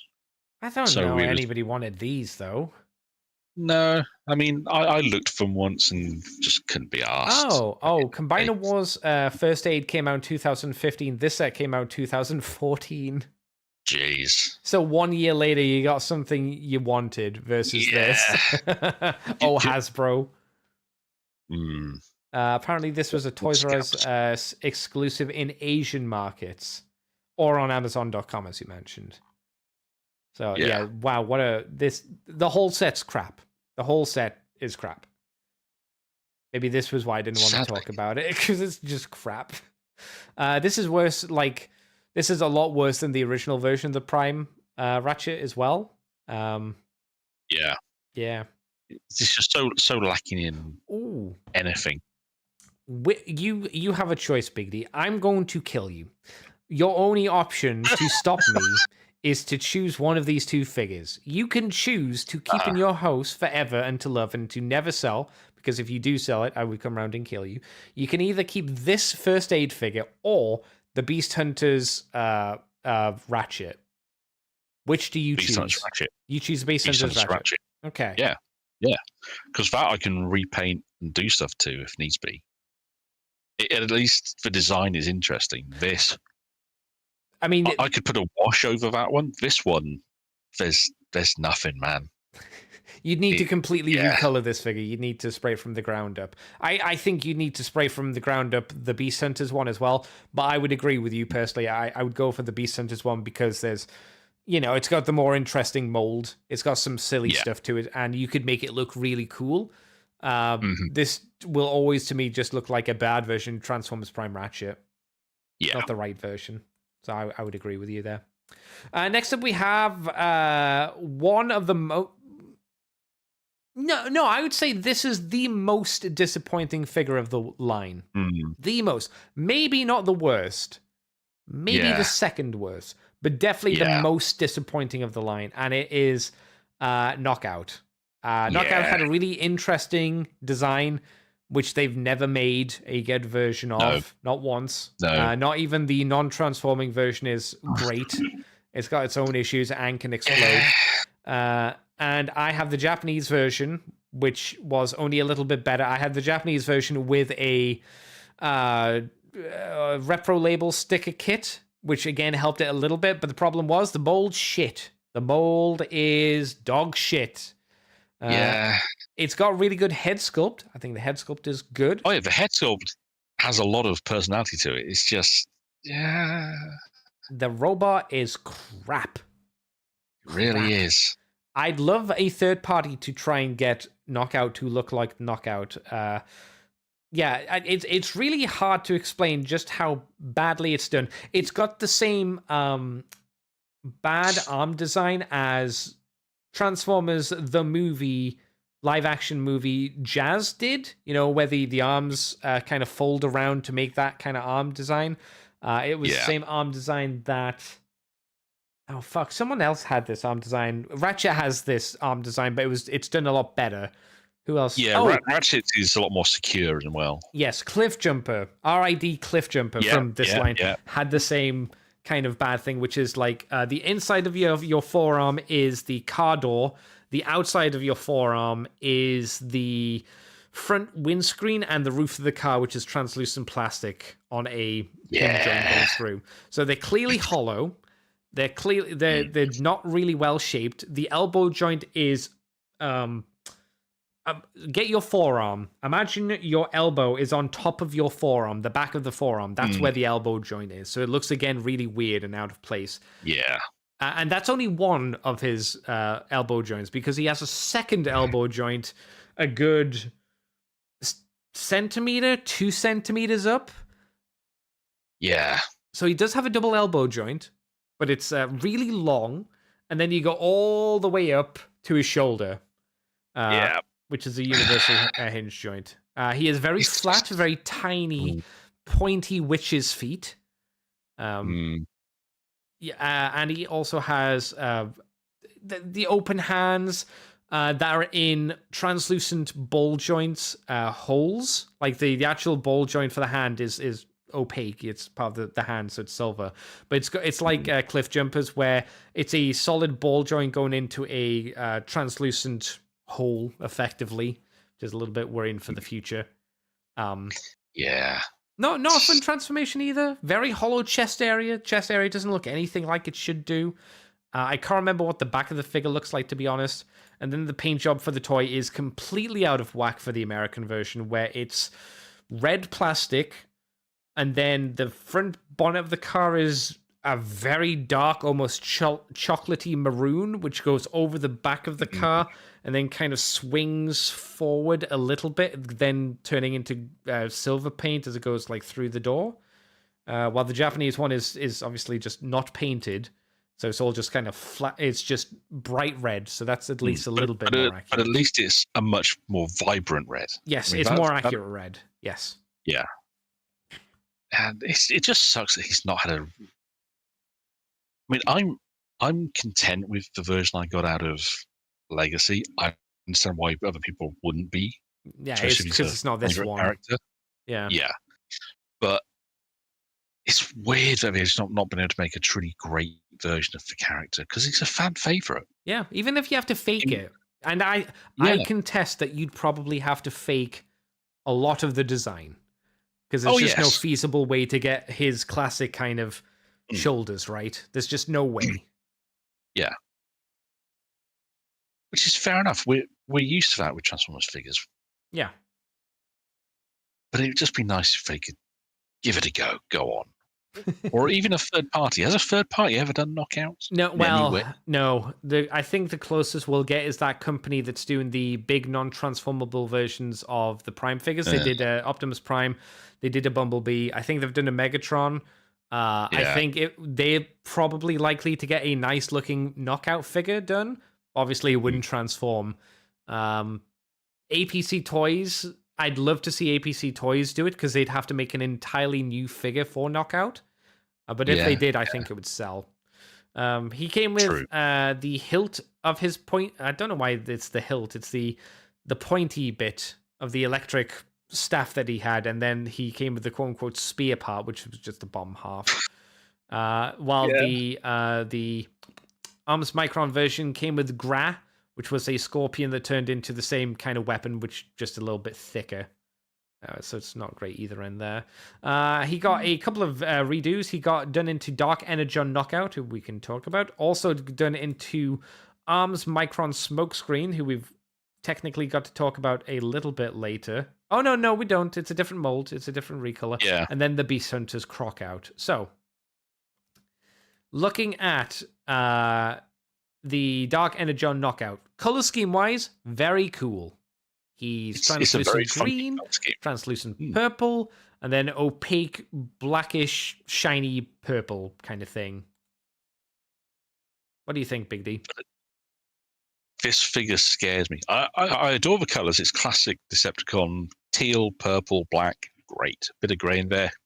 Teal? Chef's kiss. You mean green? All right, mint green, yeah. Yeah. Hang on, which figure are you looking at? Dark Energon one? Dark Energon one, sorry. Yeah. The head's very nice. The head's actually really nicely painted, much nicer than the other two. Those purple eyes really pop. But again, this Dark Energon line with the translucent plastic everywhere scares me, especially with this figure, with how much of it was already pins through translucent plastic, and now you're putting a pin through 2 layers of translucent plastic for the arms. Yes. Yeah, what could go wrong? Gosh, it's a party and everyone's invited. Yay. Which is a shame because it does looks really nice for colours. I mean, that logo on the front, Decepticon logo with the cross underneath it, is fun. That matte black works as a nice counterpoint to all the translucent green that he's got. So it's not a bad colour scheme. It's just it just scares the bejesus out of me if I wanted to transform it. Yeah, and he still has the issue of being just a fucking atrocious mold. But I 100% agree. Like, the colors are great. If you told me that this figure came with a giant squirty water pistol gun, I would believe you. And then I would think it came from the 90s, because that's the kind of vibe that I get. He looks like he would fit in well with the Stormtroopers or the Aqua Fiends. Those kind of guys. Yes. Perfect for that. Problem is the mold shit. And he's also translucent plastic. Real bummer. Mr. White says... Dark Energon somehow scrapes a win through sheer charisma. It comes out with just like a really good color scheme, well thought out and well put together. Yeah. Just with poor, like someone said, Dark Energon has to be translucent. Everything, John. Yes, everything. Even the pin joints. Yes, even those. Are we gonna have it all? No. We'll have bits that aren't. So all of it? No. Just bits. Just random bits here and there won't be translucent. It's like, oh, okay. Yeah. Okay. No, fair enough. Fair enough. We have this smokescreen figure, which is I don't know why it's smokescreen when it's clearly Prowl. But it's the knockout figure, but in Prowl colors. So with a slightly different head sculpt, I think. It's not smirking. Yes, so... you're right. Yeah, if you look at it, he doesn't have as pointier head crest. But it also looks like his eyes are... he's got that going on, hasn't he? Yeah, like for those not aware, at least from what I would say bong-eyed is one eye going to the left, one eye going to the right. Yeah, the opposite of cross-eyed. Yeah. Do people still say bong-eyed? I don't think they do. That's probably like a 80s, 90s kind of thing. No? Not sure. No, I'm not sure either. I'm not a kid, so I don't know these things. This was for the Arms Micron line, I think. Yes, it was. Yeah, yes. We had a load of stickers on this figure. It actually remolded this figure a bit more because it's got a spoiler on the back of the car. Oh, yeah. Huh. That's very superfluous, but it doesn't really fix anything, but it's something. Fair enough. Yeah.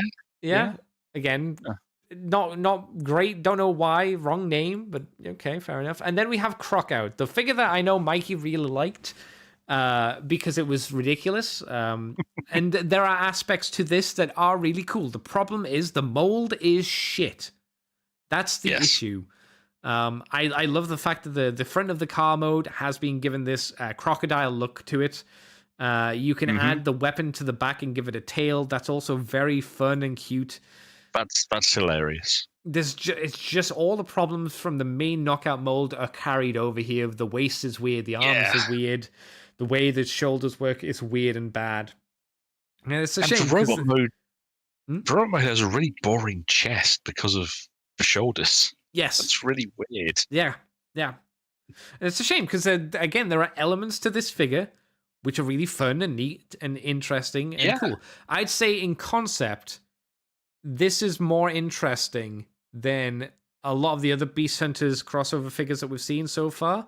This is more like what I wanted for the Wheeljack, because this has gone into a weird crocodile kind of form, where I wanted Wheeljack, as I mentioned, to go into a snake theme, and that could have been quite cool. Problem is, this mold is shit, and you can't save it. This is one of those things that you pick up and put in the bin and go, well, we can't help it. It needs to be completely built up from the ground, even with a cute idea. And the weapon's really cool. I really love it's like a mace, but the mace end is a giant crocodile head thing. That's very fun. It is. It's just so bizarre. Do you have this figure, Big D? I don't have this one. Ah, okay. This is one of, I think, Knockout and maybe one other ones we're going to be talking about. I didn't have, or I don't have. Okay. What else do I remember Knockout wasn't particularly easy to find in the UK, if I remember. This Knockout or normal Knockout? I don't think I ever saw any Knockout on the shelf. Oh, okay, well, fair enough. Yeah. Oh, here's a positive thing I can say about this figure. This version of the mold for the American release has more consistent color scheme to it, even with the random bits of green on for the theming. I think it looks better than the standard version of Knockout with the red and the random maroon that swings into the silver. Yeah, that's true. And at least there's a reason for the differences in the colors of different elements. Exactly. So, yeah. That's my positive thing to say. The mold cannot be saved.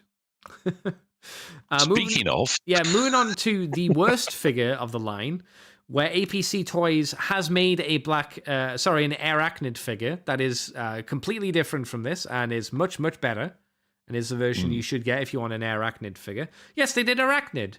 A very small helicopter with guns I don't think she ever had. Correct me if I'm wrong. I don't think she did. I think when we look at the Arachnid, I think you can tell that they spent time trying to get the very smooth, very stylized helicopter mode. And then you look at the robot mode and you go, oh dear. Oh dear. Yeah. If you want to, the best thing to do is look at this figure, the image. She has an incredible amount of back kibble. She has extremely thin, aggressively thin legs. And cut your hand off, and stick it on the inside of your wrist. That is how the hand design has been done here. It looks very out of place. I don't think she can do the spider walk mode either, can this figure? No. She can't do a lot, in all fairness. No. I don't think she has much heel spur. Because her legs are so thin. Okay, a positive. The head sculpt's nice. Yes. There you go. The vehicle mode is very sleek. There you go. There's another nice thing. It nails that stealth Comanche style look they were going for. Yes. And as someone who's had a soft spot for that failure of a chopper program, I dig it. But yes, me too. Yeah.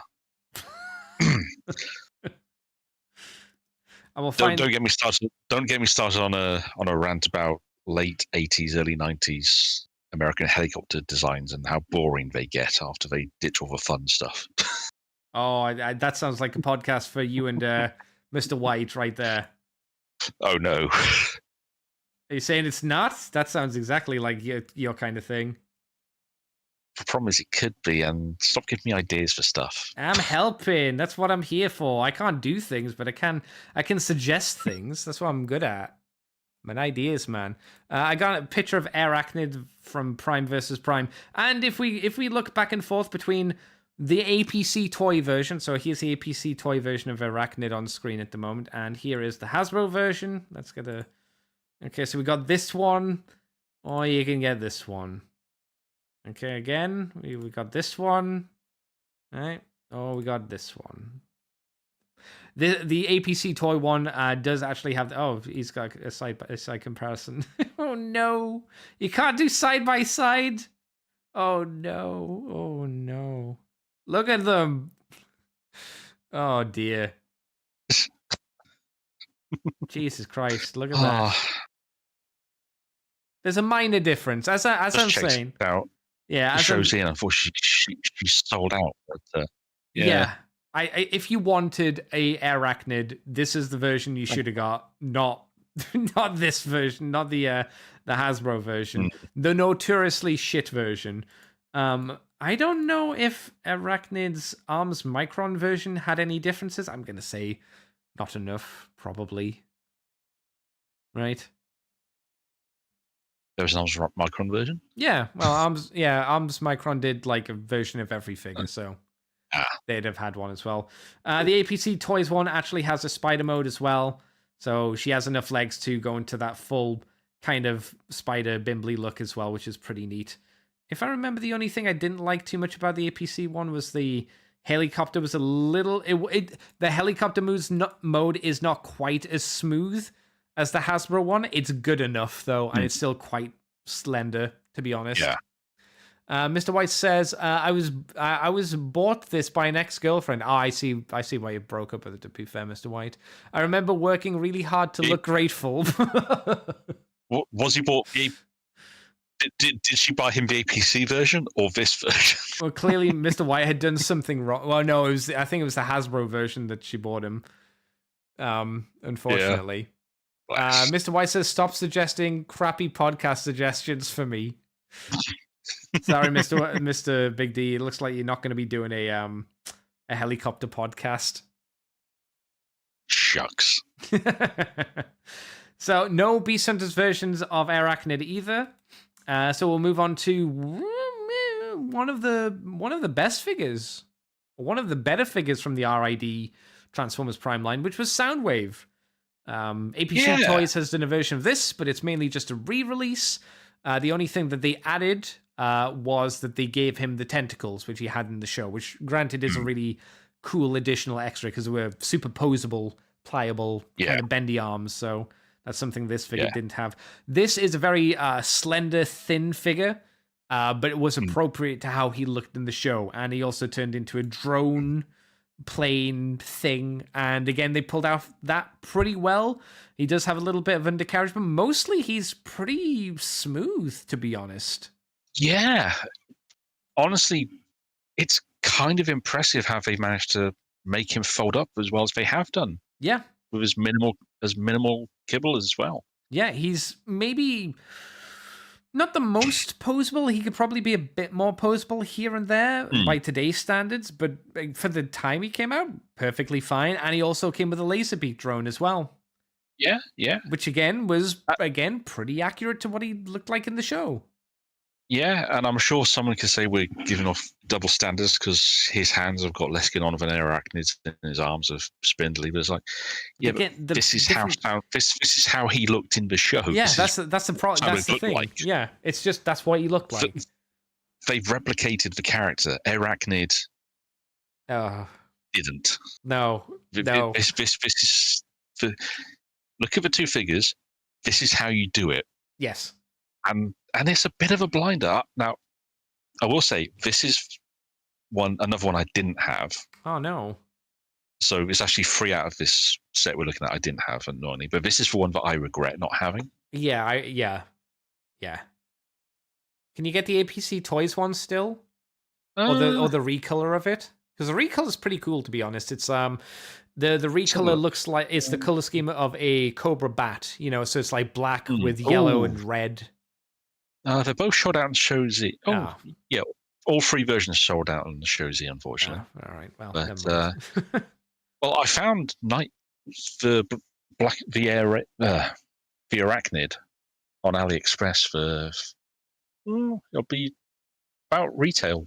With that's shipping not and bad. postage and tax, so that's not bad. Yeah, as long That's as it's a decent seller, that's fine. Yeah, that'll do you. Yeah, 37 quid all in. The thing I'll say about the Arachnid is it does feel like not terrible plastic, but it feels cheap plastic. You know. But then again, I suppose that's fairly consistent with the RID line, because the RID line was pretty cheapy feeling plastic as well, I felt.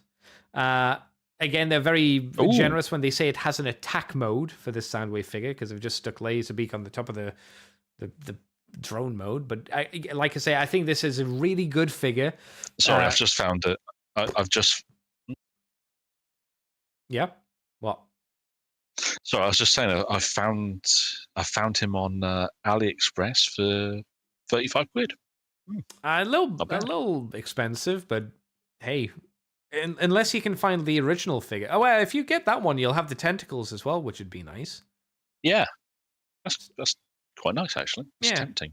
No, this is a good figure. He's fun. He's, like I say, thin, and he transforms pretty well. From the inside, the nice thing about him is for a jet former, he's pretty smooth underneath. Obviously, if you look underneath, you can see the robot stuff. But he doesn't have he's not like Age of the Prime Silverbolt, which is carrying an entire robot underneath him. Yes. So that's pretty neat.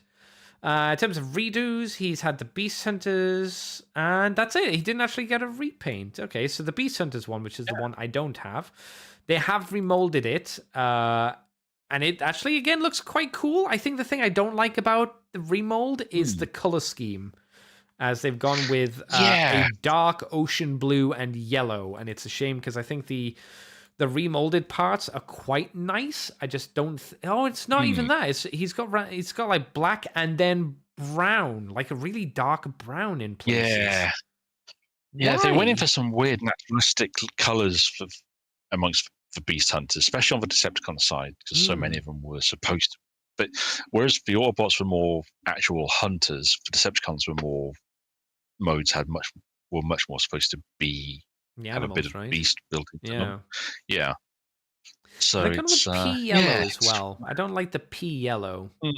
I like it whenever you go with a yellow, I prefer a warmer yellow than like too yellow, and it gets to piss yellow, at least in my eyes. You know, I'd like to see this mold done in Sound Blaster colors. That'd be good. Yeah, that could work really well. Black with silver and dark orange. Oh, I didn't even know he came with Ravage. I thought it's just I thought he came with Laserbeak, but he comes with Ravage. That's cute. Yeah. That's really nice. That's a great idea.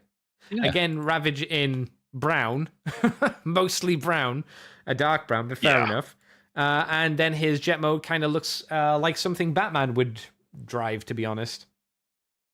But yeah, I again, this design is decent, but it's got some issues again with its color scheme. I think, another issue I have is I don't like that the forearms to hands are just black when the rest of the arm is blue. It almost looks like he's wearing nylon gloves or something, very seductively pulling them up to his elbows. You know, it's a bit weird. It's a bit weird. But again, the remold itself is nice. It's just got these weird choices and then no other redos of it. It wasn't used for Transformers Go. That's a surprise. Oh, a disappointment. It is, actually. It is a surprise. Do you have anything on Beast Hunter Soundwave? Not really. I think we covered basics on that one. He doesn't come with a stupid weapon. Oh, no, he does. I lied. Yeah, he's got like a grapple launcher. Yes, he's got a Batman the 90s animated toy line grappling hook gun for grappling hook Batman. Because that's what that looks like. As it's actually got the little bit of string attached to the grappling hook as well. This is 100% Viking Batman, isn't it? The Beast Hunters line. Actually, yeah, it is. This was weird. Next up, we have. Oh, sorry. I was going to say, do you think of the colours with the greys and the blues and the blacks and the yellow? Do you think someone on the design team was thinking Batman and just got it completely wrong. Maybe. They were thinking Batman, gave a list of colors to someone, and the person hadn't been told, think Batman. I would be interested legitimately to hear why they colored figures in certain ways. And I think, I assume the answer would mostly be they had to keep the color scheme in keeping with the character. So it had to have certain elements. So Soundwave still had to be blue. But then I would ask, like, but then why brown? Yeah. Yellow makes sense because blue works well with yellow, and that's Soundwave colors anyway. Okay, fine. But then why brown? Yeah. With Wheeljack, why weird ink oily stains on his front bonnet and then orange wings? Why Ratchet? Yeah. Just why Ratchet? You know, just things here and there where you're like, you're not quite right. Another figure that was not bad, I'd say a little bit of a step down, but then was just the wrong color scheme, was Smokescreen. Yes. I think this was the only Beast Hunters figure I had because I remember really hating his weird rubbery net that you added to the missile, and then his weird shadow quill armor, as it's called, which was the thing you talked about last time we were doing the recording, which was his the front of his car mode. You added this kind of very super rubbery quote unquote armor over the top of it. Not a terrible idea. Felt weird because it is incredibly rubbery. And fine. I'll give them props for actually getting it to attach in the robot mode because I could never get the damn thing to stay together. Same. I just said fuck that. Like, no. Yeah, I threw all those bits in a bag somewhere. Do you think? Because this was my assumption. Do you think this figure had gone through the production stages and was finished and ready to be released, and then they did Beast Hunters and went, well, we need to get these guys to be spiky? Because apart from that quill armor, there's nothing Beast Hunters about him. There isn't. Which is good because we hadn't had a Smokescreen figure, so we needed to have a basic version first. Yeah, it's just kind of funny that this figure came out during Beast Hunters. Yeah, when Smokescreen had a different color scheme. Yes, he was by Beast Hunters. He was blue and yellow, right? Yeah. Whereas this is the season 2 version, which is a good look. It's not a bad take on in terms of colors. At least it works, but it just misses it because it doesn't have quite enough budget to get his proper color scheme right. It's just off a little bit here and there. Yeah, you can. Yeah, there's some sloppy paint application in places. I mean, the head sculpt is actually, I think, pretty good for Smokescreen, but you can see where the paint is just not. There's sloppiness. There's bits of the paint just hasn't gone far enough, and it's. I mean, that's the sort of head sculpt where if someone wanted to go in, that's a project for you to touch up and make it work. Yeah, you know, add a slight wash to make the mouth stand out a bit better and some of the other facial details. Shouldn't have to, but it at least you know that it's there as a project to work on if you feel so inclined. Mm-hmm. Like yourself, of course. Mm-hmm. Another project for the pile. Yep. I don't remember how I felt transforming this guy, to be honest. I don't think I liked it, but I can't remember exactly why I didn't like it. It was an odd one. I think I remember, especially on the arms, where they kind of concertina on themselves. Because of the translucent, that was always a bit hairy. And I never liked how, because part of the, I can't remember if it's part of the roof extends past his hands, it made it a bit harder to fit things in on a straight line with his elbow. So they always, you could never really get things wear on. Yeah, I mean, if you look at his forearms, you can tell that he's got the front bumper of the car, at least some of the front bumper of the car, as well as like the window screen and the roof. Yeah. It seems so there's a lot hanging off of his arms, unfortunately. Yeah, and I think, I'm trying to remember because I haven't actually handled my one in a while, but I think the shoulders didn't give you as much motion as you'd expect them to. There was something weird about like when you flip down the chest, right? Because obviously his chest is fake. I think there was something weird going on behind that with how everything connected, right? But I can't remember exactly what it was. I mean, you got the legs were lovely and flat though, because that's basically part of the car that was flat that just folded out into the feet, and they gave you a nice big stable platform to work with. So he poses like a champ, in all honesty. Yeah, for this era, yeah, I would agree. Yeah, but the arms just there's something off about them. Yeah, it's not a deal breaker, but it, like you say, where they didn't have quite enough money for the paint budget, it feels like they didn't have quite as much money for the actual tooling to get it quite right. Which I guess you could say is kind of what this Prime RID line feels a bit like sometimes. Every now and again, you'll get to points with a fig and you'll be like, oh, you just didn't quite have the money for it. Like, as we mentioned ages ago with Sergeant Cup and like his truck mode, and it's been very obvious his hands are just at the back there and there's nothing hiding them at all. This with the arms, Knockout, Arachnid, just a clusterfucks. Wheeljack's probably the least where you kind of point at that. Ratchet with his legs being most of the canopy of the vehicle mode. There's just bits here and there where you go, man, you just needed a bit more, didn't you? Yeah, a little more time to cook, a little bit extra seasoning. Yeah. But not Prowl. He's colored like Prowl, but he's not Prowl. We'll get. This guy had a couple of redos. He got done into Streetwise. He got done into Barricade and also the Beast Hunters. Oh, no, there was a Beast Hunters Prowl. Yeah. Well, they say Beast Hunters. It was just smokescreen with none of the extra bits, just the missile launcher. Hang on. Was there a recolor of him? Oh, no, there wasn't it. No, this mold was never recolored, but he was done into Prowl or Streetwise. So they remolded. Technically, it's a remold because they redid the head and a few little bits and pieces. What else did they remold? Because they did the head. Oh, they added the siren thingy on the top of the car mode. Did they do anything else to it?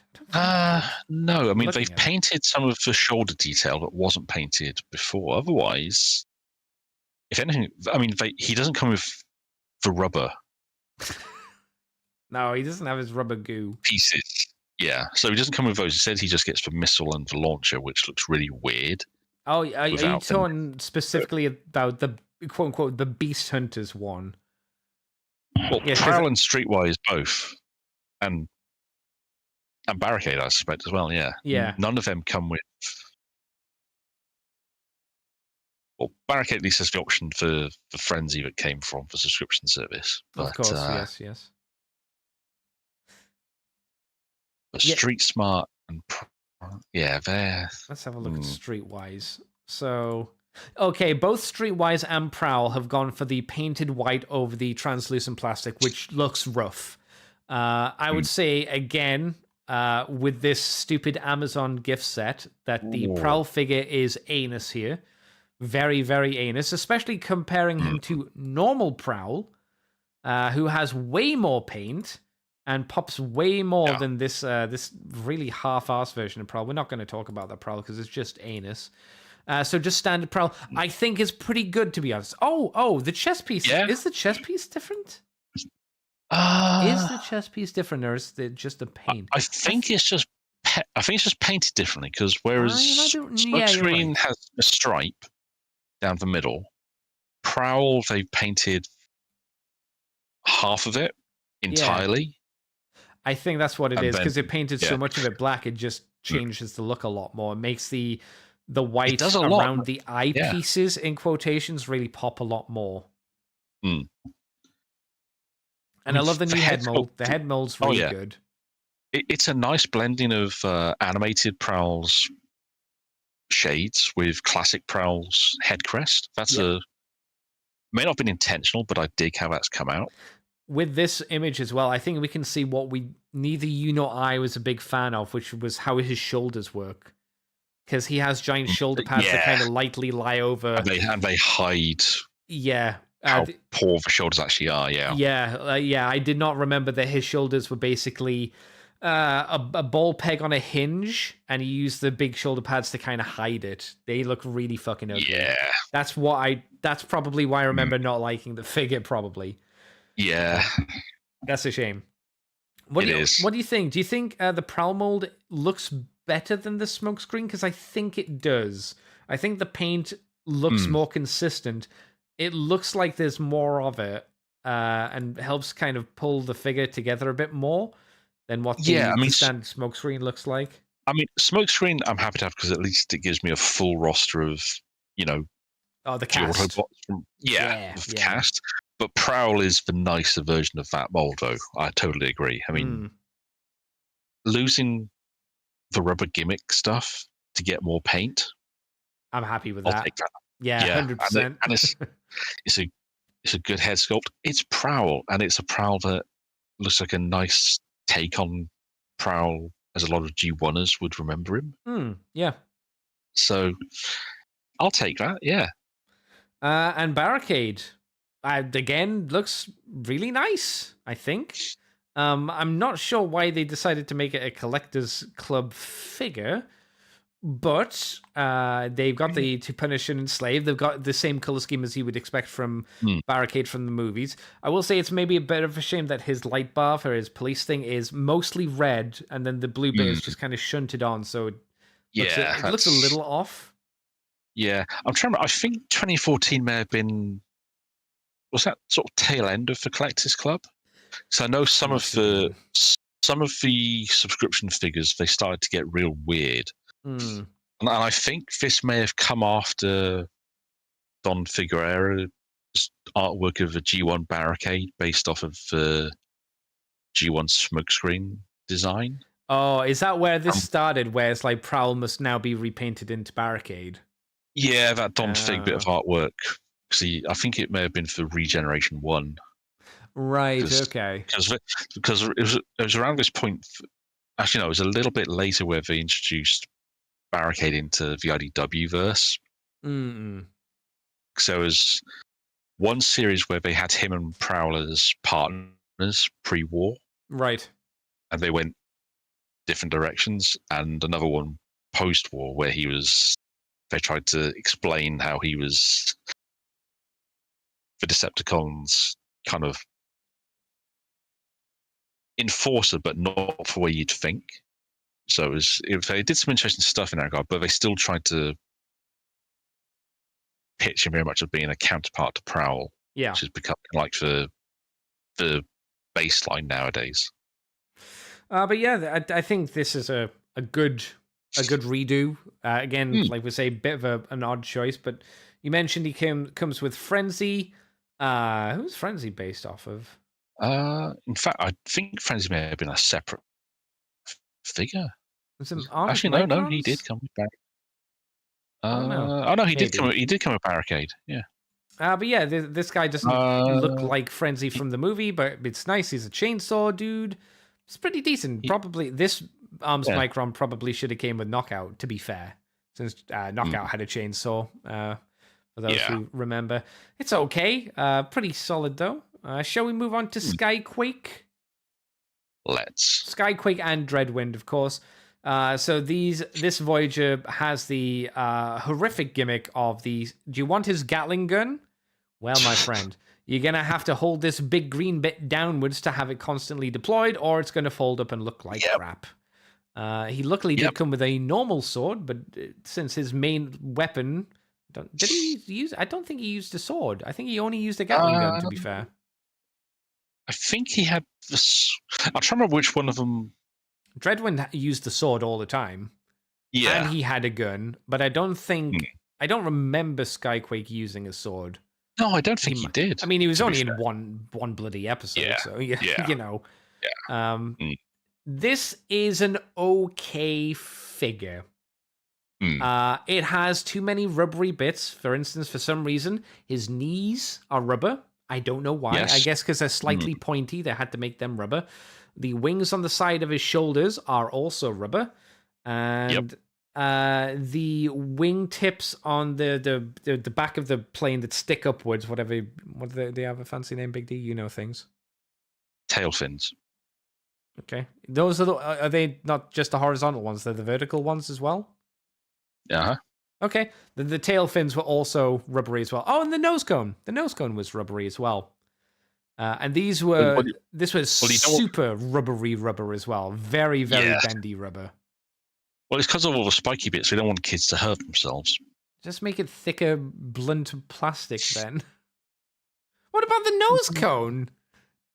Yeah. We've had nose cones for decades, and, they've been fine most of the time.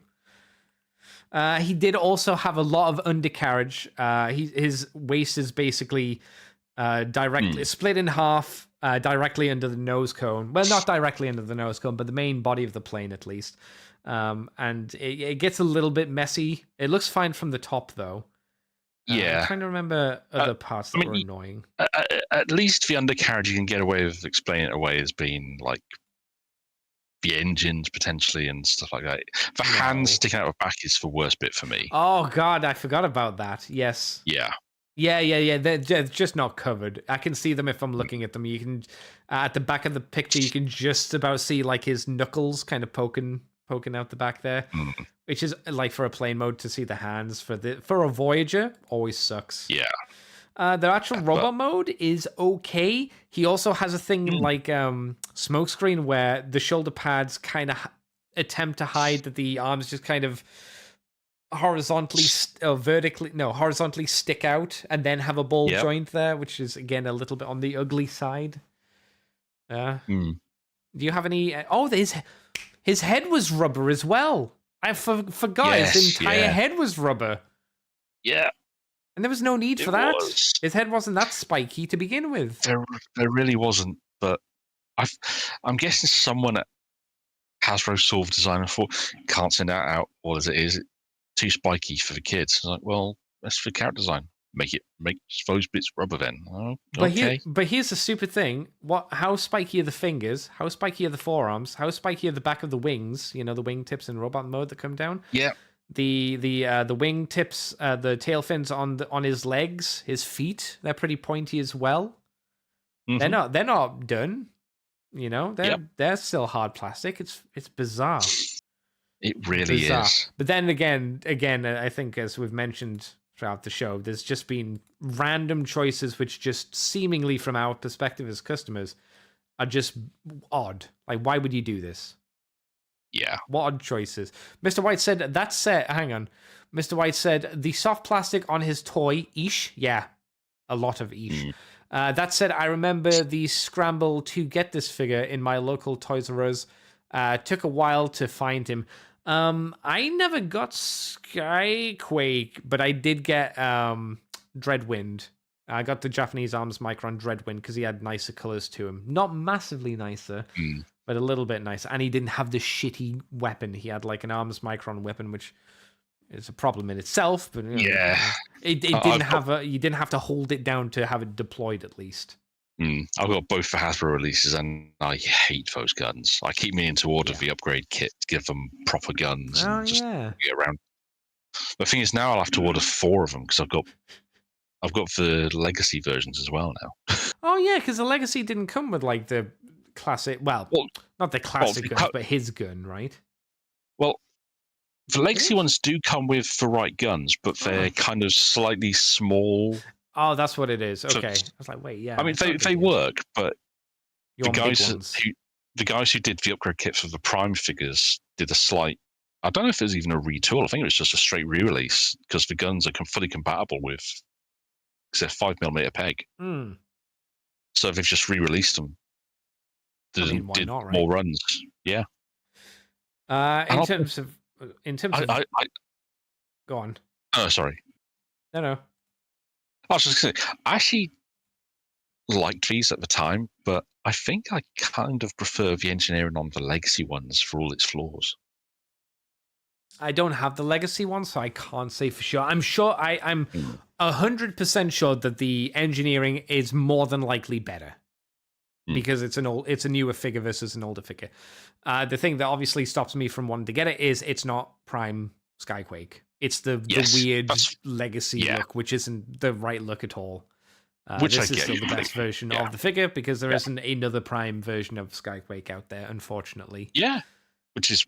I mean, I have no inclination to get a shot of either of my Prime versions of these two because they fit my Prime collection. So again, I wonder if APC Toys does something. Though, to be fair, I don't think they'd change a huge amount on this figure. I think if APC Toys did this mold, I think they'd just replace the rubbery plastic with just normal plastic and would replace the gun with a proper gun. I don't think they do anything crazy like try and re-engineer or remold stuff, to be honest, but yeah, it'd be fine at least, I suppose. That'd be enough. It'd be something at the very least. Yeah. In terms of redos, he got Dreadwind as well. As I say, I can't remember if there was a huge difference between this and the Arms Micron version. Excuse me. But again, it's pretty much a straight remold. Or recolor, I should say. The only thing that was different was they remolded the gun, so it was the cannon versus the Gatling gun, and then they just kind of repainted him up. And because there wasn't any paint that needs to go on the eyebrows, because there was paint that had to go on the eyebrows of Dreadwind, it looked a little bit cleaner. Not massively cleaner, but a little bit cleaner here and there. I was going to say, the face on Dreadwing has a bit more life to it. I think it's the best way of putting it. It's because it's a brighter color, right? Like instead of the gray, silvery kind of not like a poppy gray, like a reasonably dull gray on the dark green compared to the bright gold in the blue head. Especially with the orange eyes as well. Yeah. So yeah, I get that. The only thing I wasn't a big fan of was they decided that most of the gray plastic would be standard Hasbro gray, and that never looks good, to be honest. It doesn't. For the Arms Micron version, do you want to know the worst stickers? Go on. Do you see the bits of black on his feet? Yes. Those were stickers. There's not much there to stick on a curve. Okay. So they have a tendency to flake off for some bizarre reason.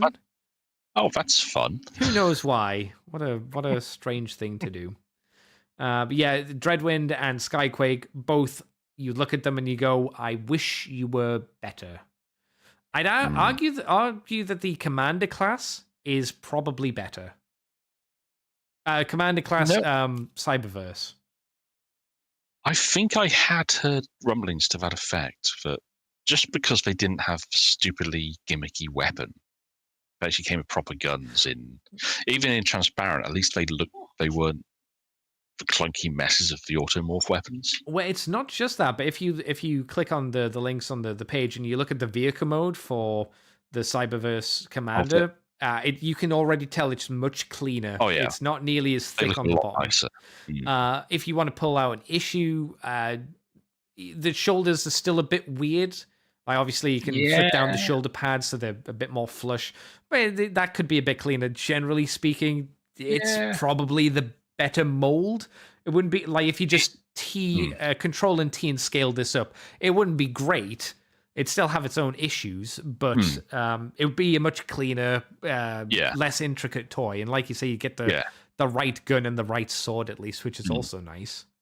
And I mean, the shoulders are more forgivable on a Commander class, on a Cyberverse figure compared to a Voyager class. 100%. 100%.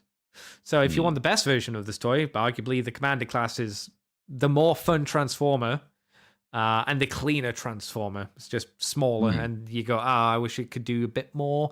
But then you have a figure that can do a bit more and doesn't do it as well, arguably, I suppose. Yeah. A weird dichotomy of Transformers. And this was also the same for the Skyquake Commander class figure as well, which I didn't have this one. I just had the other one. I think this one's actually, the Skyquake's actually painted better because it's in a brighter like army green, which I think it does more accurate. I don't know. Yeah. I think he's actually got bigger eyebrows. Are the head molds different? No, they're not. They're the same. It's just they're painted. Are they painted? Yeah, I think they're the same. Either way, best version, I think. Yeah. Right. And then we have Megaplex, which was the BotCon set. It was the main friggin' the BotCon set for what year? 2013. And this was meant to be like Megatron from the Cyberjets. I think the rubbery bits are still rubbery, so it's got that. It's an interesting color scheme. I'd say it's not a very exciting color scheme, being very grayish, light blue, gray, and then kind of tealy color. It's not what I'd want as a centerpiece kind of colors, for a figure. No, I mean, it's fine. It actually fits the idea of him being a clone general, as I put it. Yeah. And it looks like a different character to the other two. A little bit, because he's got a bit more paint on him, even in robot mode. He's got the Decepticon insignias on each side of his boobs, which helps make him pop. I mean, for plastic, that wolf grey plastic they've used brings out some of the detail of the head sculpt a bit better without paint on it, and then the face in white works as a nice skull effect. So, which again, bit of difference to the other two. The jet mode, that's a choice, having prison stripes. I guess it's accurate to the original figure it was based on, but it's like you say, it's a choice. It's a choice. Yep. Yeah. Do you think it's interesting that they replaced the translucent plastic with a cloudy, almost soap-looking color plastic? Like, it is kind of almost a pearlescent, because it's a little bit in the forearms. Yeah. It's the center of the elbow joint, and then it's the cockpit as well. Have they used some of it on the shoulder pads as well? Because they look a little. No, the shoulder pads look the same. Whereabouts are you seeing the fade? The bottom of the shoulder pads, they look. There's a transition to a lighter shade of color. I don't know if that's plastic or paint though. I think that's just the way that the light's shining on it. Because if you look at the jet mode, if you see the top of the shoulder pads at the front of the plane, they look fairly consistent. Apart from obviously the bit that's painted. Yeah, that's true. Yeah.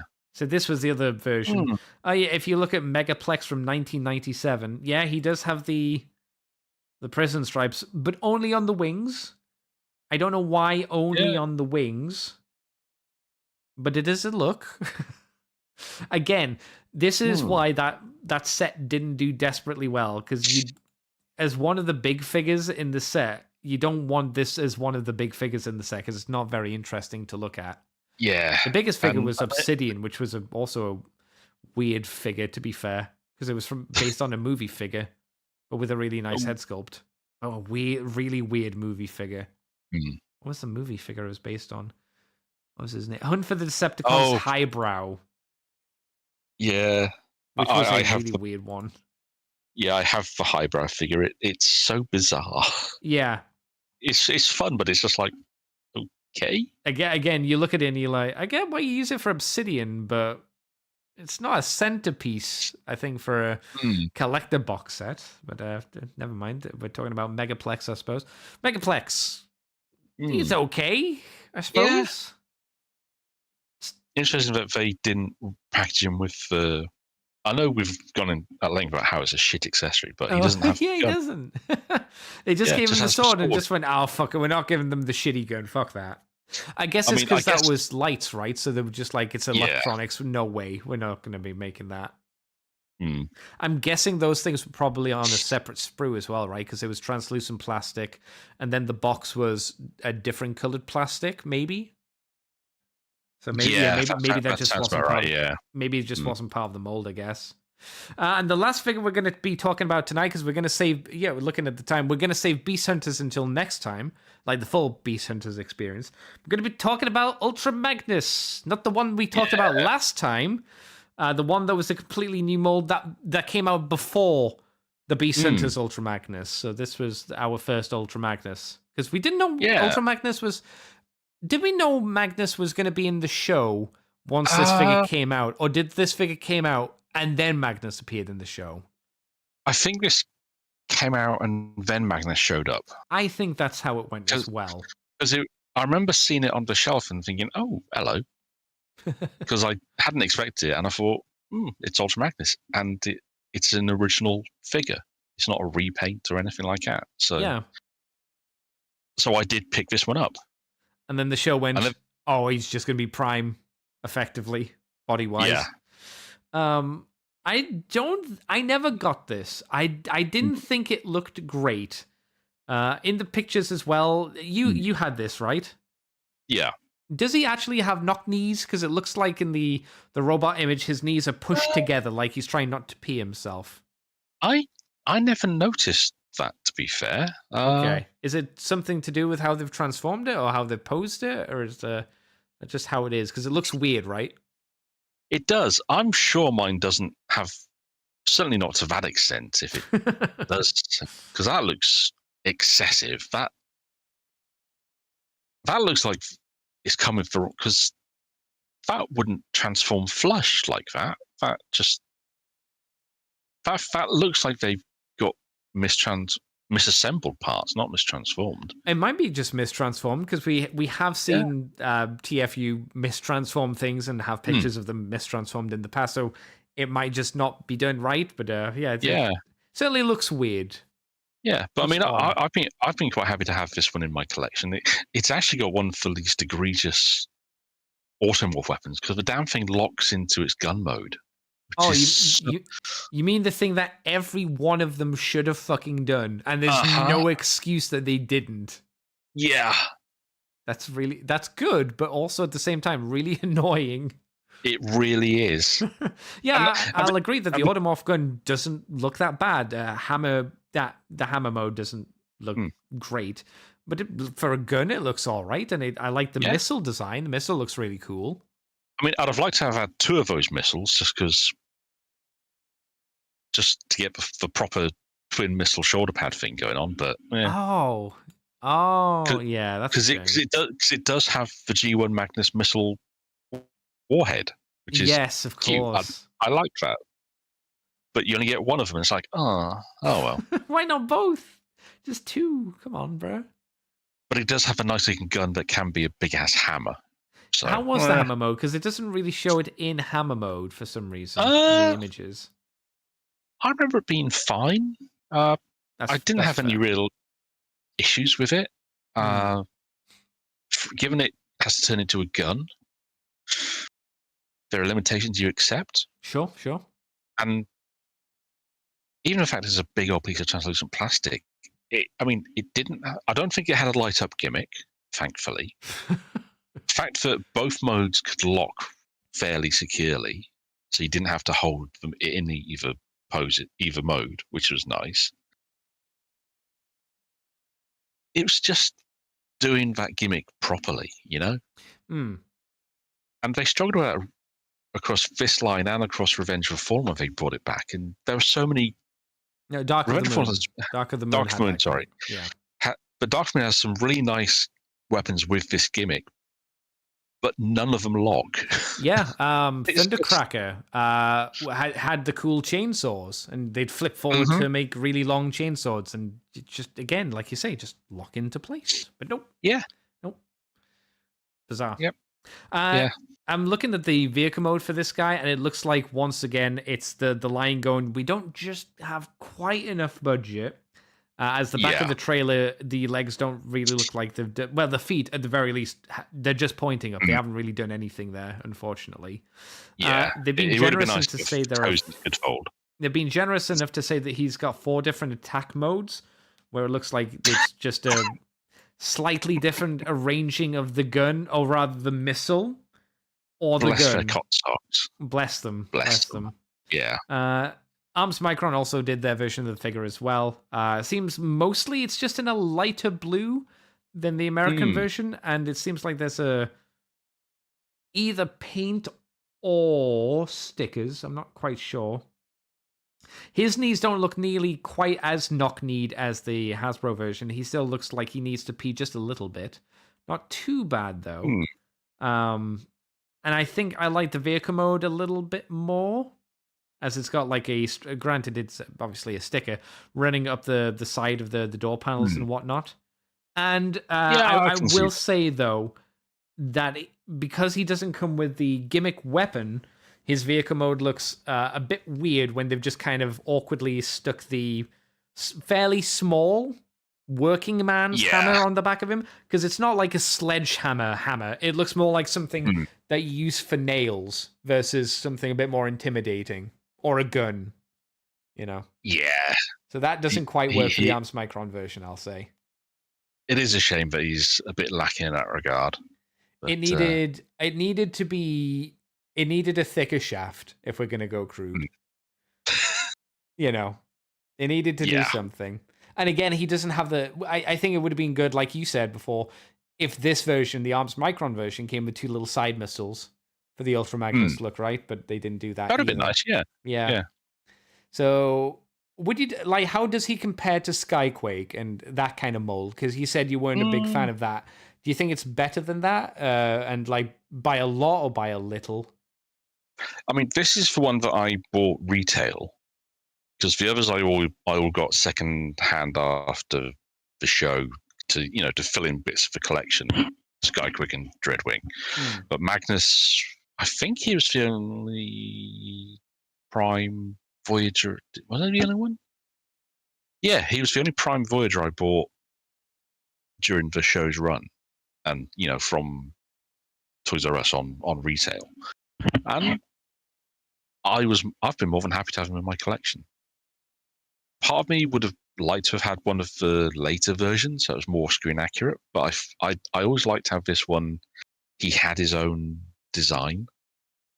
It was still recognizable the Magnus who showed up in the show eventually, but he wasn't just a Prime copy, Yeah. He had his own vibe, which was nice. I think I did prefer him to the other Voyagers from Prime. What made you like him more? I mean, the shoulders. Yeah, they've got the same issue that a lot of them had, where it's not really hidden very well what the shoulders are, but they had a bit more flexibility to them, with the shoulder pads actually being on the arms as opposed to being part of the body hiding it. So that helps. It posed pretty well. The transformation was decent. It's a nice alt mode. Again, it's an Ultra Magnus who's not just straight Optimus Prime ripoff, which I think this might actually be one of a few cases of that, where it's not just an Optimus Prime figure or transformation pattern.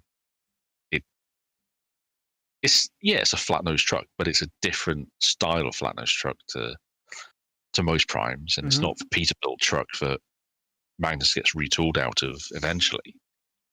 So it was just fun. I enjoyed messing around with it, Okay, all right. And sometimes that's all you need. No, that's true. That's true. And that will bring us to the end of the toys for today. We're going to leave the rest, and we're going to leave a breakdown as well for next time when we talk about the end of Beast Hunters, which I guess kind of it's a little bit of a wet fart in a bathtub. A little bit. Yeah. A little bit. We've got at least 2 versions of Predicate. Do you remember how bad some of those figures get, where they basically just upscaled Legends figures? Yep. Oh, some boy. of those were. Yeah. Oh boy. But we do have a bevy of Predacons who were all kind of fun in their own ways. Yeah, some interesting ideas in there at the very least, for some of them at least. Yeah, I might have to see if I can find, because I bought a load of them as a job lot years ago off eBay, and it was literally, I think, all the mainline RID Predacons, and a lot of the repaints of them as well. So kind of 2 of each figure plus Predaking, the Voyager version, so the decent version. I might see if I can dig those out to have a bit of a refresher. I think it's on top of a wardrobe, on top of a bookcase off to one side. I'll have to have a root around for that. I'll say as well that it's worth noting that May-kun has done a new animation for Transformers, it being Bizarre Bridge Adventure JPEG, which is the one that goes into Child's Play, which seems to be where it's going to pick up next time. So if you want to go and check that out, I would highly recommend it. Have you watched it yet, Big D? I haven't. I'm going to have to watch these, aren't I? Because these look brilliant. Have you not seen any of them? I thought I'd bullied you by sending you at least a few of these beforehand. You might have done, but I'll send you this one tonight, so you can give it a watch once we're done tonight. Where can people find you on the internet, Big D? Where can people see you and other things that you do? Oh, I am all over the socials as David Kelly. I should probably think I could get a shot of a couple of them, given they've turned into semi-toxic hellholes, but I'm lazy, so sue me. Otherwise, I can be found contributing to ukanime.net from time to time, and over on the Fluff and Hammer, Mr. Gruff has, what's the word, dragged me into his orbit as his deeper dive sidekick, which I've been quite enjoying, to be honest. It's been great fun nattering over old articles and features, so that's been fun. With Mr. White, we do the Fluff and Busters show from time to time. We do have a nice backlog built up now, but I know Gruff's going to start filtering through soon, so that's good. That'll be nice to give the channel a bit of extra content. I do the monthly watch along. That'll be that's next Saturday. The next watch along. Let's see what we have coming up this weekend, shall we? Because as ever, it's a random D100 roll off the table, and yes, it's a good one. This on the 5th of April, Blade Runner 2049. Yay! And Muppet Treasure Island. Oh, okay. Yeah, that's a great night. It's weird. Whenever I think of Muppets Treasure Island, it's not a Christmas movie, but I always more associate it with like Christmas Eve and New Year's Eve kind of thing. I don't know why. Because it's not. It's not Christmassy at all. It's not New Year's Eve at all, but that's how my brain associates them. I think it's because I only saw them at those times. That makes sense, because Muppet movies, as a rule, tend to be really good Christmas movies, no matter what the movie is. And honestly, Treasure Island is one of the better ones, let's be honest. Yeah. It's like the ones I would like. I haven't seen all of the standard, like, basic Muppets movies, but I know that Christmas Carol's my favorite, and Treasure Planet's really good. What's better? Is Treasure Planet, the Disney animated movie, better? Or is Muppets Treasure Island better? Because I think Treasure Island might be better. Because it's one of those underrated films as well. Well, you have to remember that Muppet Treasure Island has Tim Curry acting like a Muppet. Yes. Whereas Treasure Planet has what was it, David Hyde Pierce in one role and Emma Thompson as the ship captain. Oh, yes. David Hyde Pierce Niles from Frasier. Yes. Okay, I wasn't sure. I only know him as Niles from Frasier or Psycho Bob's brother in The Simpsons. Yes. But yeah, that's a tough one. And it does make you remember that Disney owned the Muppets, and yet somehow they've persisted in giving us crappy live-action remakes of all their films instead of just doing Muppet versions. Yeah, because they could. Yeah. They own it, so why not? I've seen so many great ideas for Muppet versions of Disney movies. I never even considered that. See, my idea for Disney was make the movies that failed, like remake The Black Cauldron and do it right. Yeah. You know, do the Rescuers Down Under again or something like that. Well, they haven't even got to remake Atlantis or Treasure Planet. Just re-release them. Yeah, so just re-release them. See them. Yeah, no one fucking watched them before. I mean, I did, but I only saw like Atlantis much later on, to be fair, and I thought, wow, this was good. It's not like the best Disney movie ever, but I was like, this is good. This is fun. On a big screen, Atlantis slaps. Yeah, I bet. Again, it's fantastic. Not. I guess like it came out around the same time Toy Story did, right?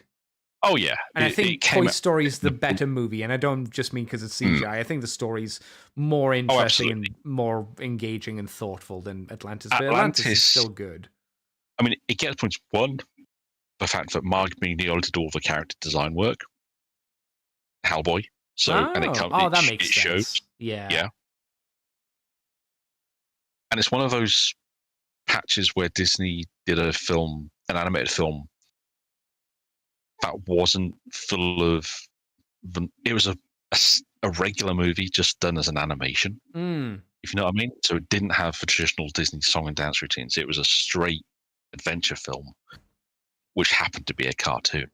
Well, you know what Disney could have done to save money from doing all these live action remakes? Just release the original ones in the cinemas again. All of them. All of them. That would have saved them so much money. Because they already own it. You just give it to the theaters and say, give us money. And people would go, yeah, okay. I actually have no issue with them doing a live action version of an animated film if it has actual actors in it. Where I take issue is when they do a quotation marks live action version of The Lion King, which is done entirely using CGI animals to look like regular animals. But it's real, bro. They look real. This is live action, right? Stupid Disney. See, I do have an issue with them doing a live action version of an animated movie because they don't add anything new. They just recreate the original movie. So it's like, well, what's the point? What are you doing? True. I mean, I think there was one or two where they did try and do some things a bit different. Most of them have just been straight. Most of them have just become straight retreads, and that's not interesting. Yeah, it's worthless. And I mean, the box office has shown that. Exalt Hedge says, "Leave the rescuers down under alone." I mean, that's fair. That's fair. Remake the failed Treasure Planet. Yeah. Mr. White says it would have been better for Disney to remake every classic animated film as a Muppet movie. Yeah, Big D said that. Yep. That makes sense.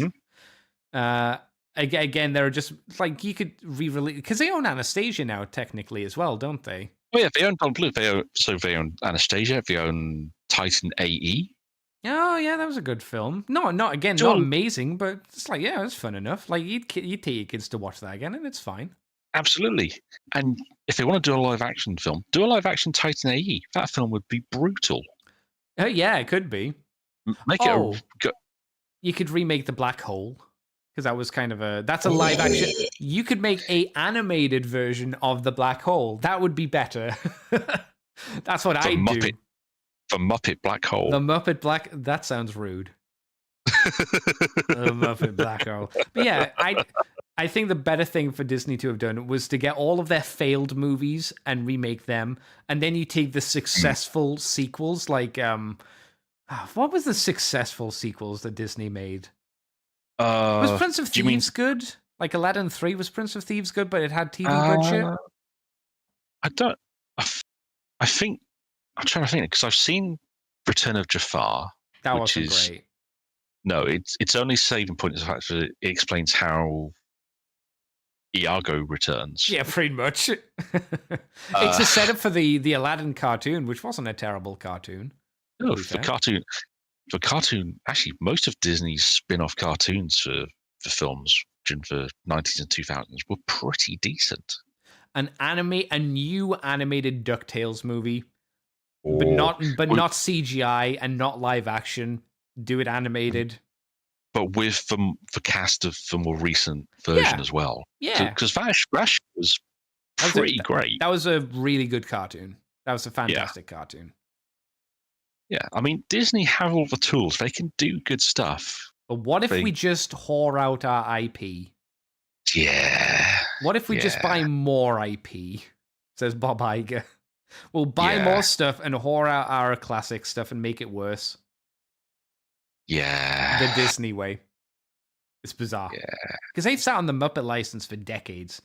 Oh, yeah. They only did one thing with it, which was, what year was it? 2000? No, they did two things.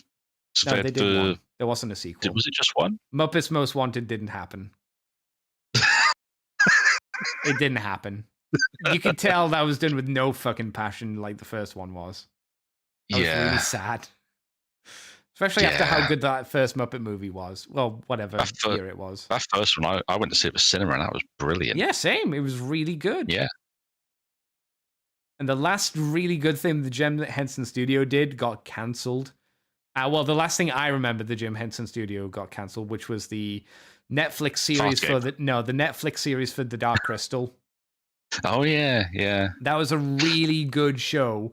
That looked fucking expensive to make, and apparently was. Yeah, well, it was great. It was a Dark Crystal. Of course, it's going to be fucking expensive to make. What did they expect? I don't think they expected it to be that much. I mean, one, you've hired the Jim Henson Company, who are renowned for being meticulous in the amount of work they put into what they do and the pride they take. True. And two, you're asking them to do a TV series of The Dark Crystal, one of the most elaborate fantasy movies ever made. I would describe The Dark Crystal as convoluted, like it doesn't make sense. That movie is incomprehensible unless you've read a fucking novel beforehand. It's not like Lord of the Rings where you can follow it. It just doesn't make sense. Yeah, and it's in no way designed for all right. I wouldn't say it's not designed for a kids' audience, but it's not what most people would expect a kids' film to be. I'm not sure. I mean, I'm sorry it's a kid. I wouldn't let my kids see it. I just remember those little things shriveling up in a chair and being like, "Nah, I'm not gonna let my 5-year-old see that. That's horrifying." Yeah, that's nightmarish. Fair. That's fair. Oh, they just shrivel out as their juices are sucked out of them. And you have the Skeksis like his nose comes off and he just like explodes into dust. That's horrifying as well. Really good film though. Well, visually. Oh yeah. Visually and visually and special effects wise, amazing film. Story wise, terrible, incomprehensible. You get a very basic idea of what's going on. But without the series, there's no context. Bizarre. Exelhead says live action Tailspin. No, don't make a live action version of Tailspin. To reuse all the Jungle Book. Okay, I see where you're going. Yes, because the Jungle Book exists. You could just take all of their things and just put like them in like flying jackets and whatnot. And you could use wasn't the orangutan in the Jungle Book movie like ridiculously like big, like almost King Kong big. I think he was, yeah. I'd like to see him in his Hawaiian jacket or his Hawaiian t-shirt at a bar because that's what his role was in that show. Yeah, man. But yeah, sorry, I interrupted you. Did you get all your places where you can be found?